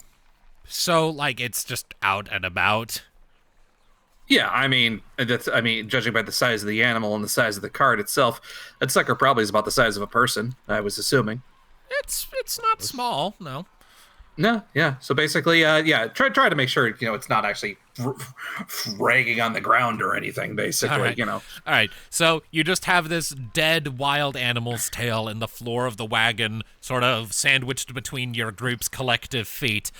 Kari is kind of doing that, like, college hallway sit where he's, like, tucked his feet up. So he's, like, just sitting entirely on the seat on the back of the wagon so that his toes aren't touching the tail. I realize there is no reason for me to ask where you have the tail, however, because this wagon is covered, thanks to Boron. Yes. I forgot about that.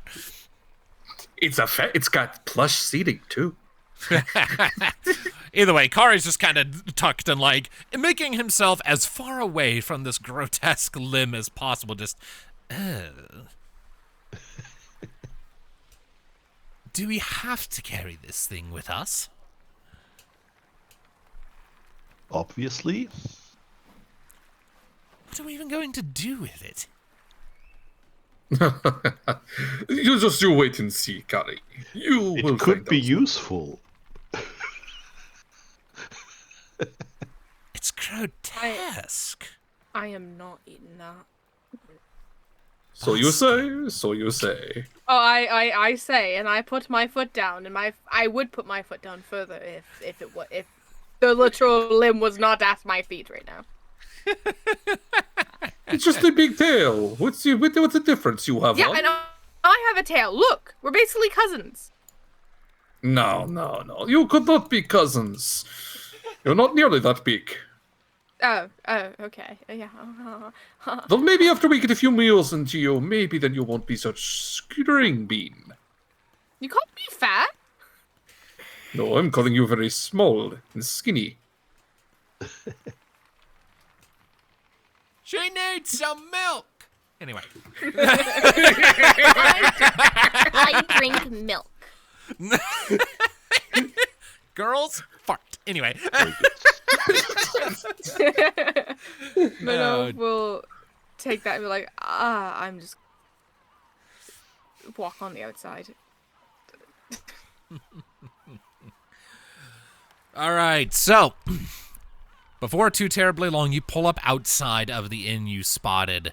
The Jumping Salmon, it's called, based on the sign hanging out over the front door, which has a very lovely little drawing of a red salmon jumping out of a waterfall. Very nice. And this place does actually have some music playing in it, unlike the last place you visited. It's not necessarily extravagant music, but it's good. It's competent. It sets a nice atmosphere. The whole place immediately gives you a more welcoming vibe than the last town you were in. That's not too difficult. Yeah, like, you had a place to stay in the last town. This place is like, it's actually nice. It has an aesthetic. It has a personality. You're like, I could actually hang out here and have a decent time. Well, So, as you come stepping in, cast your eyes about, look towards, you don't... My brain is kind of still trying to, like, piece together environments here. You eventually spot there's a bar, of course. There's always a bar. And you spot this one sort of towards the back, sort of, there's like a view of the river and the opposite shore behind the bar, sort of through some very wide sort of open air windows, letting a natural sort of faintly, not salty, because this isn't the ocean, but very much maritime aroma sort of whistle through. You see that there are various, like, taxidermied, like, large fish trophies that are, like, hanging up on, like, the upper walls. The whole place is very much, this is a fishing town vibe. And you know what? It works. The whole place has a vibe. Behind the counter, you see a human man, currently sort of deep in conversation with a Rythar woman, actually. I want to listen in to what they're talking about, kind of. Weirdly. All right, make for me a perception check. Perception. Oh, that's not my sheet. And could I have Ludviek also be interested in this conversation? Just because he sees another Rithari, he's interested. Sure. All right. All right. Minnove, you're kind of a little distracted because you smell someone cooking fish and you are immediately drawn to that. Ludviek, on the other hand, you listen in with rapt attention to the conversation, and you hear something to the effect of, "You realize those beasts are rather dangerous, right? I may be a huntress, but such prey might be just a little above my pay grade. Please, ma'am, you're the only capable person we've seen come through in a while, and rather desperate. I'll consider it, providing your mayor can make it worth my time and actually give me decent directions."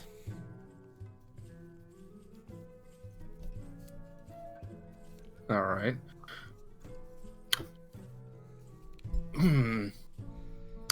So he hears this. Oh, geez. Actually, dang it. How to go forward with this? All right, make a decision. All right, snap decision. So as the group, how far way has the group been this entire time he's been listening? I mean, I assume we just entered the door and whatnot. Minnove has fully sat herself down outside, looking out at on one of the outside tables, looking out at the ready to be weighted. Okay. Her little feet. I'm assuming that your group is maybe 15 feet away from the bar, and you're just kind of laser focused in on this conversation. They're not talking in hushed tones, but it is an active conversation. Yeah. All right. Well, Ludviek will basically make his way up to the tavern keep, obviously making out him to be the person, but he won't intrude upon the conversation. He'll look like he's waiting patiently for them to finish. All right. After a few seconds, the barkeep looks up. Oh, pardon me. Didn't see you come in. Welcome to the Jumping Salmon, friend, and to Livulor, if I'm not mistaken. Don't believe I've seen you around. Aye, we're passing through, basically, going from place to place. We're on the hunt for something ourselves. Overheard you also hunting for something. But as for right now, the first question I must have for you, do you have a section of the outside area, a free table that might be used for the cleaning of fresh game? The bartender sort of blinks at you a bit. Well, this is a tavern. It's not usually in the business of dressing the recently deceased of wild beasts. You might have better luck going to a butcher's. We do have one of those. Then I will actually need directions for that. My group over here, they will probably need your services avail, but that one I might need to do myself first. Right, well, Sorry. Given the abundance of fishing we do here in Livulor, at least a couple of butchers down by the water. Can't miss them. I mean, for one thing, they have the signs that have, slabs of meat or fish getting chopped up into pieces. And they're both constantly competing with each other, so you don't have to worry about a bad job. They're both trying to one-up the other by doing a better job, so just pick whichever one is within your price bracket or whichever one's more agreeable to you, and you should be good.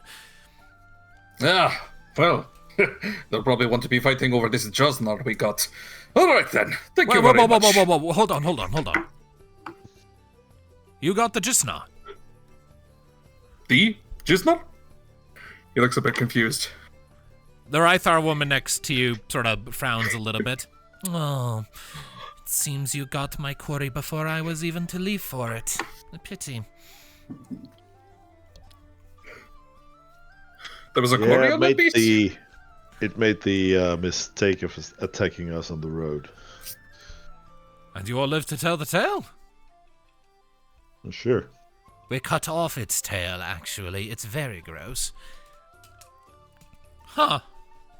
Well. Kind of gives the Rythar woman next to you a sheepish, apologetic smile. Do I apologize?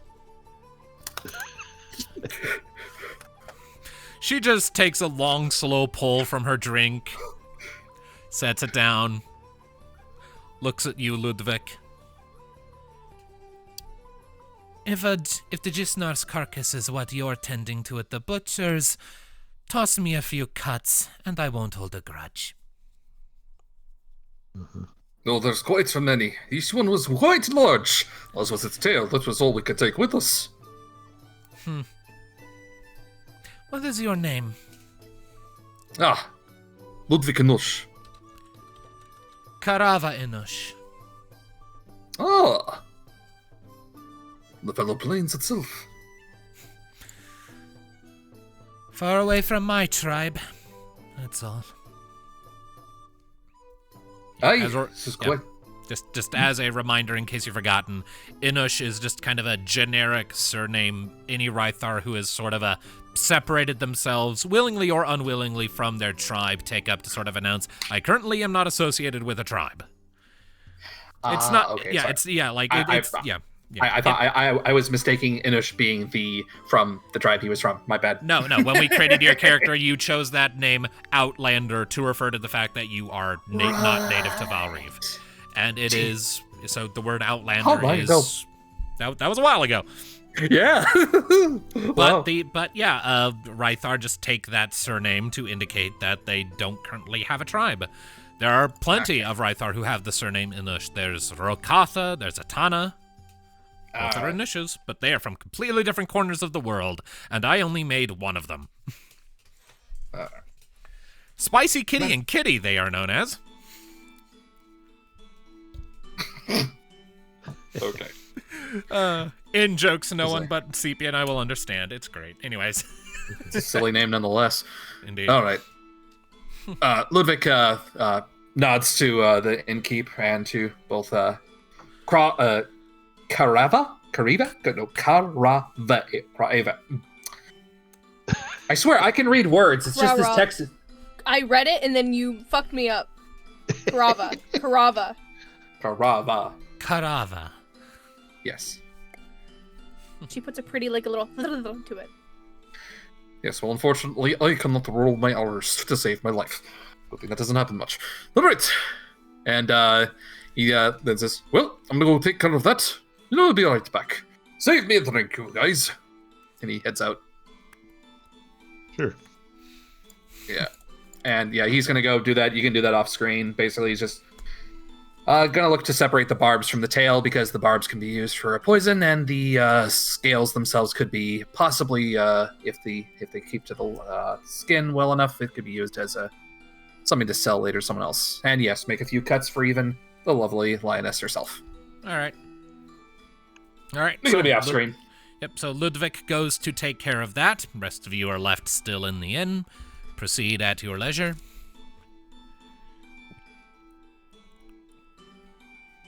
Minnove still, like, out looking. So, can I have a drink? You most certainly can if you're part of this group. If you lot went and killed the Jiznard, you can have drinks on the house, at least the first round. Oh, sounds good. Things been hounding our settlement for the last, I want to say, couple of weeks. That does prop another question from mine, if you don't mind my asking. I do not mind. Have you seen any hordes of kobolds around the area?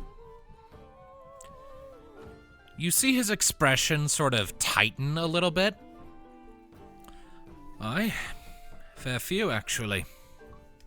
Oh. Minnove's eyes kind of, like, light up a little bit.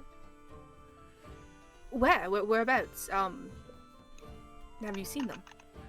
Or caught wind? Well, I've not seen them myself, personally. I don't generally leave the village. I run this inn. But we have some folks in town who go out and do hunting, trapping, things of that nature to just help supplement our food stores. And they've reported occasionally having encounters. Usually along the shores of the lake for those who venture out particularly far or who row out on their boats to try and get in larger hauls of fish from the shallows of the lake. This river can provide a fair few fish, but the lake's where the good stuff's at, so some of our fishermen will row further out there to bring in bigger hauls, and occasionally they've reported spotting kobolds at a distance along the shore. They've kept their distance very well, though. How far, how long of a travel to go along the shore? We're in search of this horde.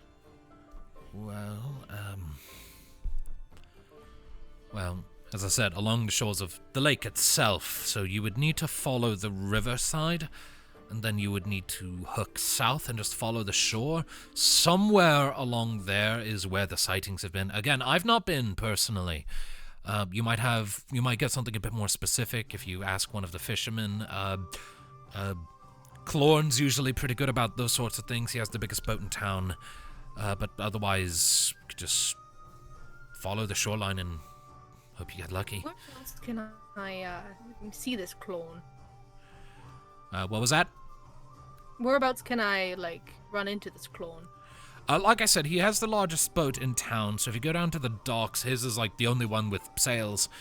Otherwise, you'll generally either find him here in the evenings, and when not doing that, he'll be at his home with his wife and 2 kids. Oh, family man. Yes. He brings in the big hulls of fish that we enjoy so much, in part so that he can help provide for them. Say that. Tuki, you want a drink? Sure. Rather early in the day for drinks, but you know what? Screw it. Listen, we had the encounter with that, was it just Snaw? Just Snaw? If that, it's a hard name to pronounce, I know. Most folks just call them snakehounds. Snakehound. Listen, we went against that snakehound quite early in the morning, and, I say it codes for a celebration of some sort. Even Fair if enough. it's like, only like I could use a nap, and something to help that along might be nice. Right. Well then. And you're poured some drinks. Minnove takes a good old gulp. It's nothing extravagant, but it is well made. It's slight, like it has almost a sort of salty taste, but otherwise it's just beer. It's fish beer. It's fish beer. It's fish beer. Do I need to worry about any sort of intoxication? If you drink more than one, we'll start talking about that. But a single beer usually isn't enough to fuck up someone's shit, even when your constitution is shit. Beers are usually pretty mild. That's like the nurse a good few over a night, and only then do you really start to be like, oh shit. That's my understanding of it, at least. I don't drink, so... Yes, I know, I just alienated a huge chunk of the internet. I think she'll kind of finish hers off, but kind of like, well, I can see why they can sell a lot of this. Just thirsty still after drinking it. Yeah, not bad. Here, let's get some water. Are we just talking You water, really want or to go does through it that?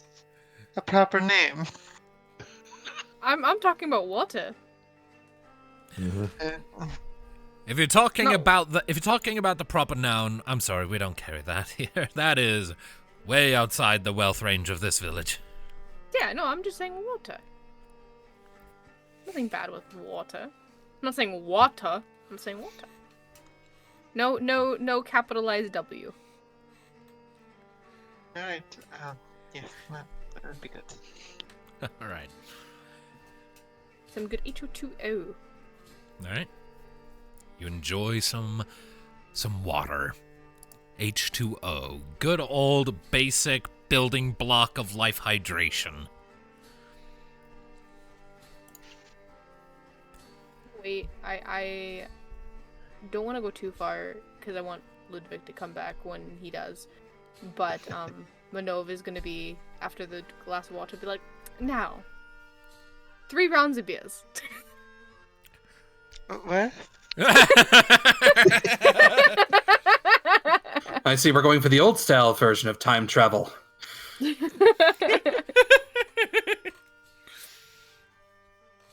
For later. All right. For later. We can do this for later too, but. All right.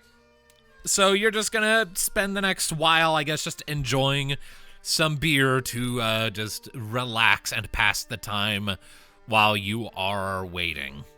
Minnove definitely does also order one of the fish that they are serving because she's been smelling it this entire time and she's been super excited to have one. All right.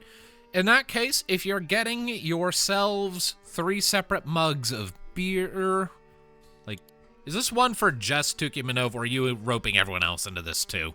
I mean, if they want it, they can. I won't force them. I feel like Kari might think that basic beer is a bit beneath him. Oh no, Kari's gonna be drinking it. Minnove's gonna make Kari drink it. Okay. He doesn't get a choice.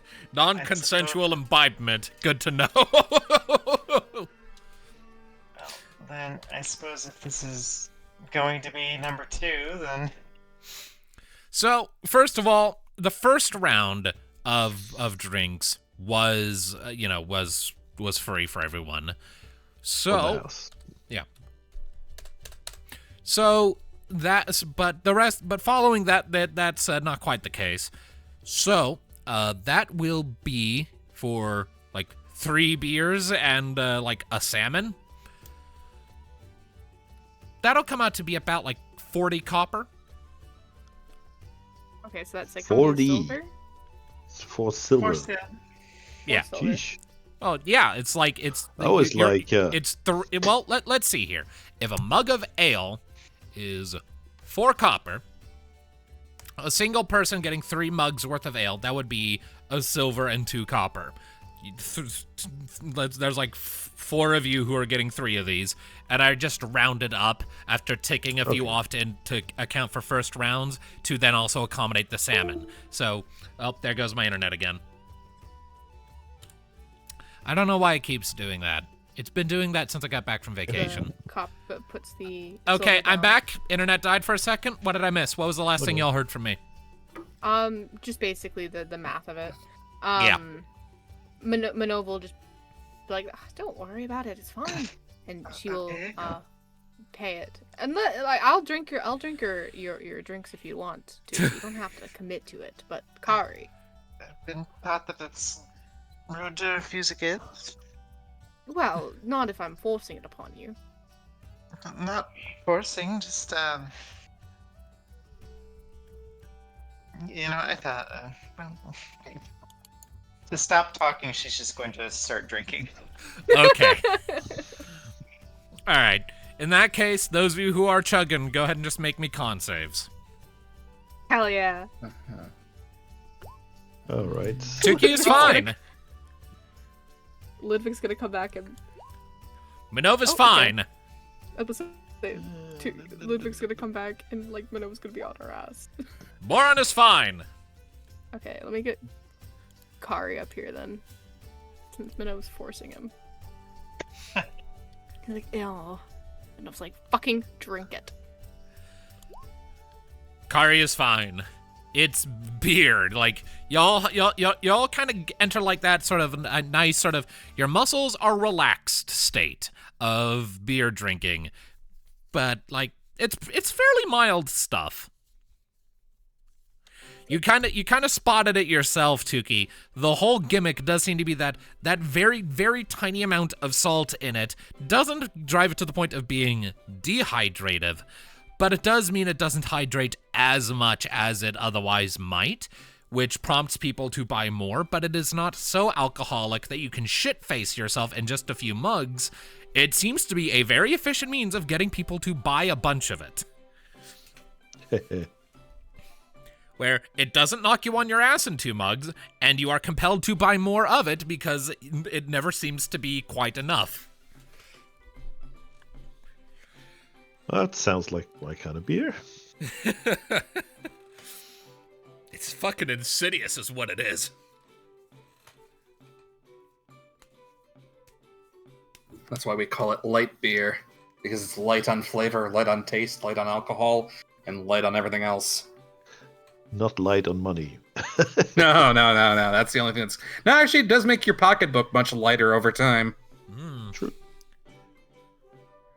Anyways, so... See, not so bad. Just a little bit of loosening up. A little bit relaxing. Yeah. I'd say it'll be at about this time that Ludviek would be coming back. Hey, Ludviek, what's up, man? How was the fillet? We have plenty of good rations for quite a while. And I'll show you all the different ways that, the giant lizard meat can be prepared. Refrain from you saying lizard. It is a giant lizard. Lizard. Lizard. Lizard. Lizard. Yes. And to which then he has a bag and looks for thing. Come on. Stop freezing on me. Karava? Karava, yeah. Sorry, my dang screen is freezing. Yeah, Karava. Looks for Karava and brings it over to her and says, for your trouble, madam. Hand her a few cuts of the freshly sort of skinned and carved up snake hound carcass. She takes one, just pops it immediately into her mouth, takes any others you offer her, and puts them in her pack. And do not worry, I am doubly sure there are no barbs whatsoever. Very good. I was confident even if you hadn't. I see your garb. True. If you had unknowingly handed me poison, Sunan, you would be very quick to rectify it. True, but also as a hunter, I take pride in knowing that I've removed all sorts of things like that beforehand. It would show bad on that side of me as well. So it would. What tribe do you hail from, Ludviek?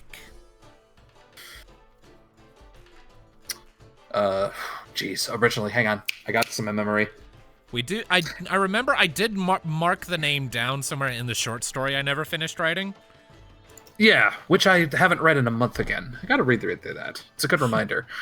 I need to finish fucking writing it. It's been languishing for almost a year. Nothing's happened.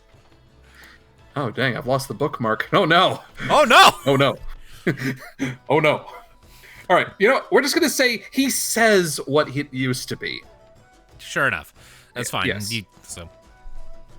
And he says, though, but ever since becoming his journey as a Sunan, he's been a bit clanless at the moment. Still on good terms with your clan, though, I should hope. Well, we put it on amicable terms. And I do have means, and I do have reason to visit, eventually. But there are many more roads I have to go down. Well, on that respect, you are more lucky than I. Well, if it is one story you wish to share, I would not mind listening.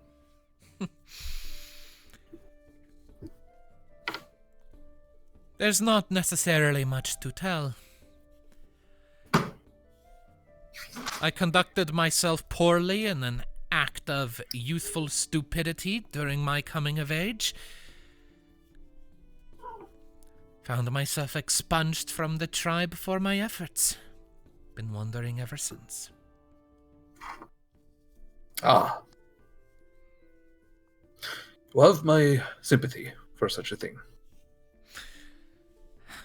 Truth be told, I'm glad to be rid of that particular group. As far as tribes go, it was on the smaller size, and everyone in it had to stick up their ass the size of the ring. Ludviek chokes back and tries to compose himself. My elders had convinced themselves that our tribe was to ascend at some point, whatever the hell that even means. I've learned that there is a manner of dog that is kept by humans from time to time, a chihuahua. My tribe very much reminds me of one of those. Ludviek tries to recall if he has ever seen or heard of such an animal. He does not. You have no idea what the fuck she's talking about. But he assumes it is a very loud something or other. You're not wrong.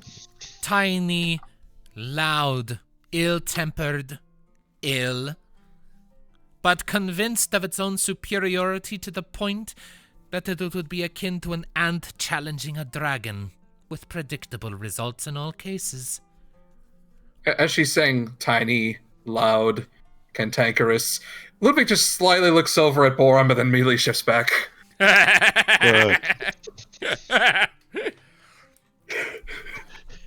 He looks at you in a weird way.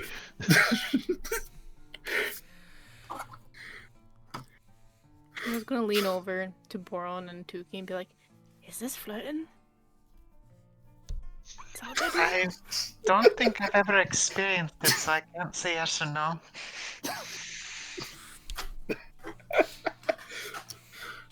I don't. Boron, It's so. you've been around the river, right? Couple of times. So, Karava's ear flicked toward you, Minnove, when you said, "Is this flirting?"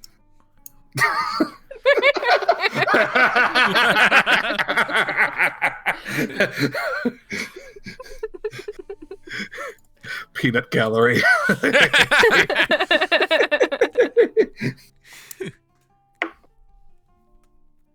All right. To which then, after she describes the animal, Ludwig will respond with, So basically, they say things that they themselves are incapable of doing. Lots of boasting, no action. Promises of action that are never fulfilled. It does not sound like a good tribe to be around at all. It wasn't. I'm happy to be rid of them. I've yet to find one with which I have been compelled to join up, and so here I am, still in Ush.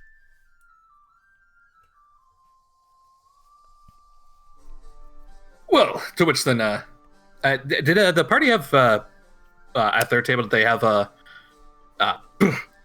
did they have beer waiting for Ludviek? Because I assume you bought a whole round, right? Yeah, Minnove. All right. Well, then Ludviek takes his drink and then raises it to her and says, Well then, to your journey of finding a tribe worth being part of.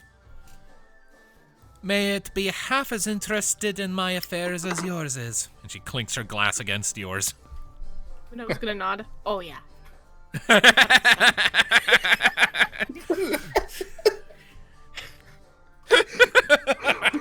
Well, I didn't know being a good, hospitable person was flirting. If that what passes for, hey baby, how's it going today? Okay, fine. I guess that's just how social circles change. Mine too.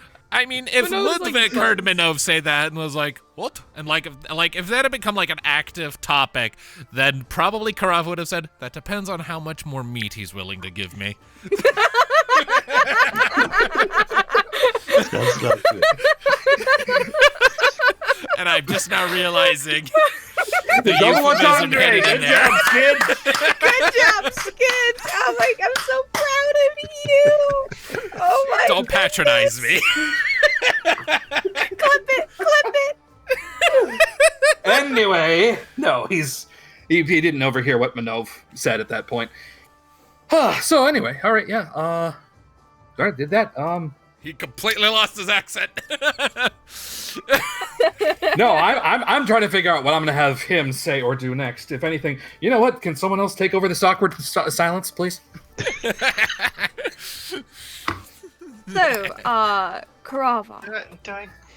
Oh, Tuki, you speak, Tuki. I've said a lot. No, never mind. No. I give you the stage. You have the conch. What the fuck is it called? Conch.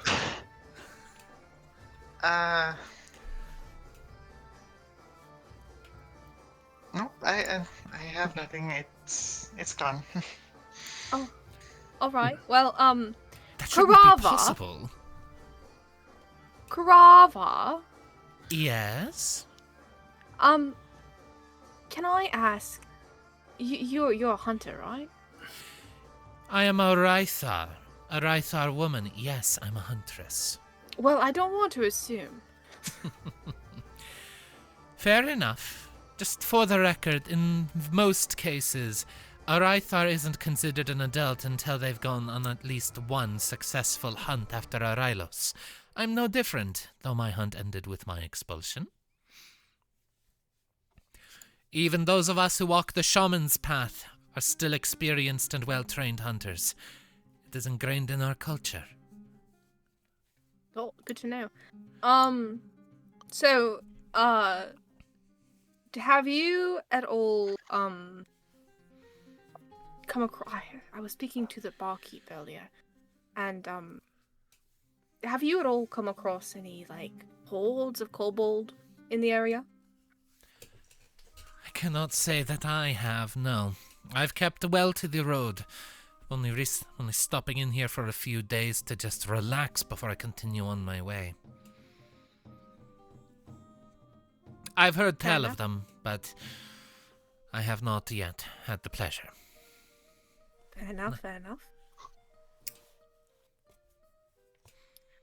Well, if you do, let me know, or let our good friend Ludviek know. She kind of like smiles at Ludviek and then looks at her, nods. Ludviek does not notice any of this. He'll be a good person to talk to about it too. What time is it right now? It's like a little after lunchtime. I'm gonna get another salmon. All right. Well then, in that case, if there's anything else in particular you guys wish to attend to during your stay at this tavern chowing down, by all means. Otherwise, we can move on to your next order of business, whatever that may be. I think we should head down to the lakeside and look for signs of the kobolds. Yeah, that sounds good to me. We could also head to the dock to talk to that fisherman. I believe it was Clorn I said, wasn't it? Clone, yeah. Yeah. Probably the fisherman first and then alongside. Or if one group wants to look, the other group interview the guy. Yeah. We want to split like that? All right, then Ludviek will probably go on the Hunt the Shoreline group. All right. Well, I mean, you're on the riverside right now. Oh, Riverside, not shore. So. Yeah. The lake is a ways out. Yes. Minnove will be part of the group that talks to Clone. All right. Which group would Boron want to go with? I think the lakeside group sounds promising. I mean, you're all probably going to be going to the lakeside, because again, right now you're on the river shore.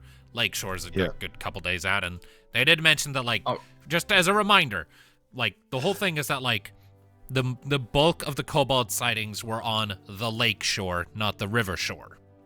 Yeah. Clorn, like, sails out on a larger boat, brings back bigger hauls, comes back. Apparently he's seen the bulk of them, is the whole reason you want to go talk to him. All right. Yeah. So yeah, talk to the fisherman first, right? Sorry, I was forgetting just how big the world map is. It's not that's like, you can see the shore, you can see the lake from here. Yeah. No. That's an hour to get across the bridge. I mean the river isn't necessarily to scale. Regrettably, the river is exaggerated so that it's visible. But that's like 15 miles to get to the shores of the lake. All right. A day's travel, half a day if we have butterscotch. Yeah, but you'd be going through wilderness because there ain't no roads going that way. So then, are we just gonna go to? Is everyone just coming to see Clone then? Yeah, I guess. I mean, yeah. All right. So then. All right.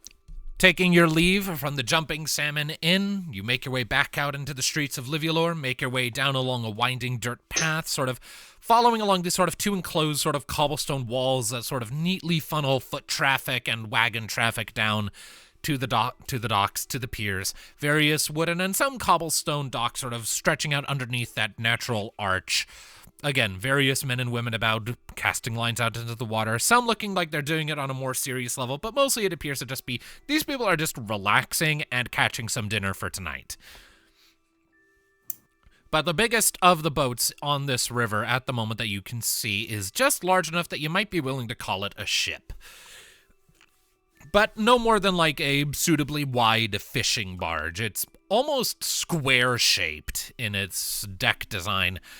with like the parts that are actually in the water. I don't know a ship's anatomy being more, designed to sort of cut through, but the top deck is more square-shaped. It does have a single sail currently rolled up.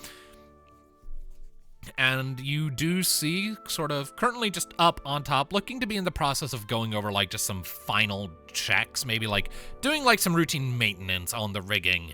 A currently shirtless, well-muscled human man, sort of messy black hair, sort of dark trousers, just working on the rigging. Has kind of a bandana tied around his forehead. What? He's married, god damn it. Correct. What? He's shirtless. Minnove thinks he's hot.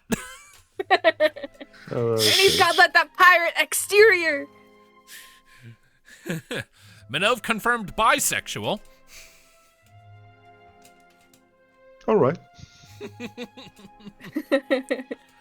Either that or Goldwyn's just making jokes. I don't know. A little bit of both. A little bit of both. I'm assuming that's our guy.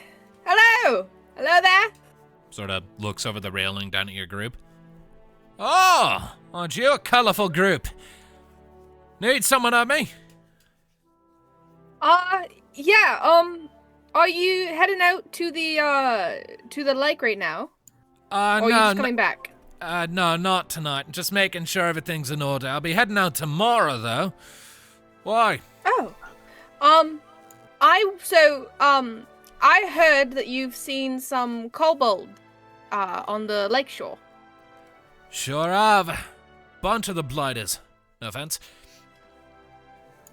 Yeah, so we're here to kind of help rectify that situation, ideally. Hopefully help you guys keep your fish from the sounds of it, or... Well, as I can tell, the Dragonkin haven't taken anything from the town yet. But, given their diet, I reckon that if they're staying in the neighborhood, it's only a matter of time. May is just as concerned as I am. Yeah, would, tomorrow... And she's gonna look over. Do you think we should go out there with him tomorrow? To the group? I don't see why not. Sure. If you're asking for me to give you a lift, might be a bit awkward actually getting to the beach. This thing doesn't come with rowboats. Don't know if you noticed that. Sort of looks around a bit. And it's not really well designed for going up on the beach. Bit too big for that to be viable. That said, could bring you in close to shore, and I'm sure you can swim. Yeah. If you don't mind, if you don't mind swimming a short ways, I don't see a reason why I couldn't. That'd be very much appreciated. Clorn is what they said your name was. Is that correct? Clorn, yeah. Nice to meet you, Clorn. I am Minnove, and this is my friends. This is Tuki. She points to Tuki. That one there is Ludviek. This one over here is Kari, and the scallowing one over there is Boron. Mm-hmm. And, Minnove, while you, Tuki, and Kari might be okay with swimming, Boron and I might have a bit of a problem with that. Or would you rather just walk the way? I could just take off my armor, swim. Oh, are you afraid of water, Ludviek? I dove into the raging river when a water drake had grabbed you. Yeah, it's adrenaline. No. It is more so the fact that it would be very impractical. And also... They're wearing heavy armor, Minnove. They would sink like a stone. Well, you guys can just take it off. That is what Boron said. Aye, and then how would we get it to shore and be able to put it back on? Throw it. I don't know. Mail it to you. I do not think you have thought this fully through. Air carry. I don't know. Tie it to a rope and just pull it ashore. Yeah, put it in a net. I'm sure we can buy a net in this fishing town to put it in, and then just drag it. And over. then the net will sink to the bottom and become anchor. Yes. Yeah, you got the idea. Ludviek just pinches the bridge of his nose and just goes. Listen, Patience. Ludviek, I can cast a spell. We could get it over there. Easy peasy. No problem. I think this may be an instance where I may have to follow on the shoreline. Oh. All right. 15 miles. Come with you then. Yes. What is a good jog anyway? It's a good exercise. Right. Well, I don't mind swimming. Tuki? Kari? Swimming? Swimming. Like getting off the boat and swimming to the shore. I'm not the best athlete, but certainly willing to. And then I guess Kari will decide later.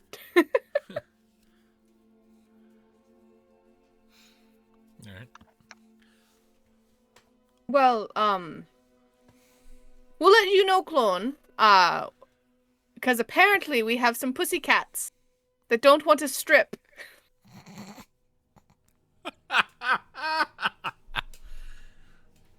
Ludviek is just pinching the bridge of his nose even harder at this point, trying to bite his tongue.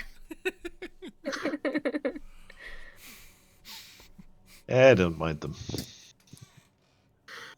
What time do you leave the dock in the morning? To make good time for getting fish, not long after first light, honestly, so... Perfect. If we're not here by first light tomorrow morning, you leave without us. That was the Right. idea. Good. Oh, You- wait, you're- I float. you're- It you're seems ca- fine. I forgot that I float.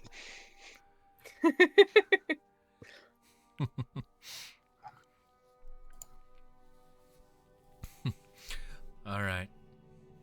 Well then. Well, I guess I'll be seeing you on the morrow, or maybe not. Don't know, we'll see. Part of us. Depends on who decides to come and who doesn't.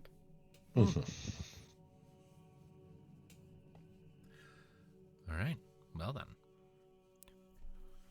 Clorn gives your group a nod, returns to working on his boat, and with plans more or less made, you saunter your way back, I assume, towards the inn to just procure yourselves some rooms for the night, to await the coming of the dawn. And Sounds good to because me. I don't want him to miss too much, I think that is where we'll call it for the night. Hell yeah. Because we don't want Yay. Impulsive to miss too much. But, yeah, so, thank you all, ladies and gentlemen, so much for joining us for this session of Ringlight Fables. Kind of a lower energy session, a little more mellow, a little more relaxed. It happens sometimes. Deal with it. We'll see you next time. But until then, take care of yourselves, keep listening, and don't be a dick. Bye-bye. Bye-bye. Sure, See ya. Impulsive would say something funny here, but insert impulsive joke. Busking.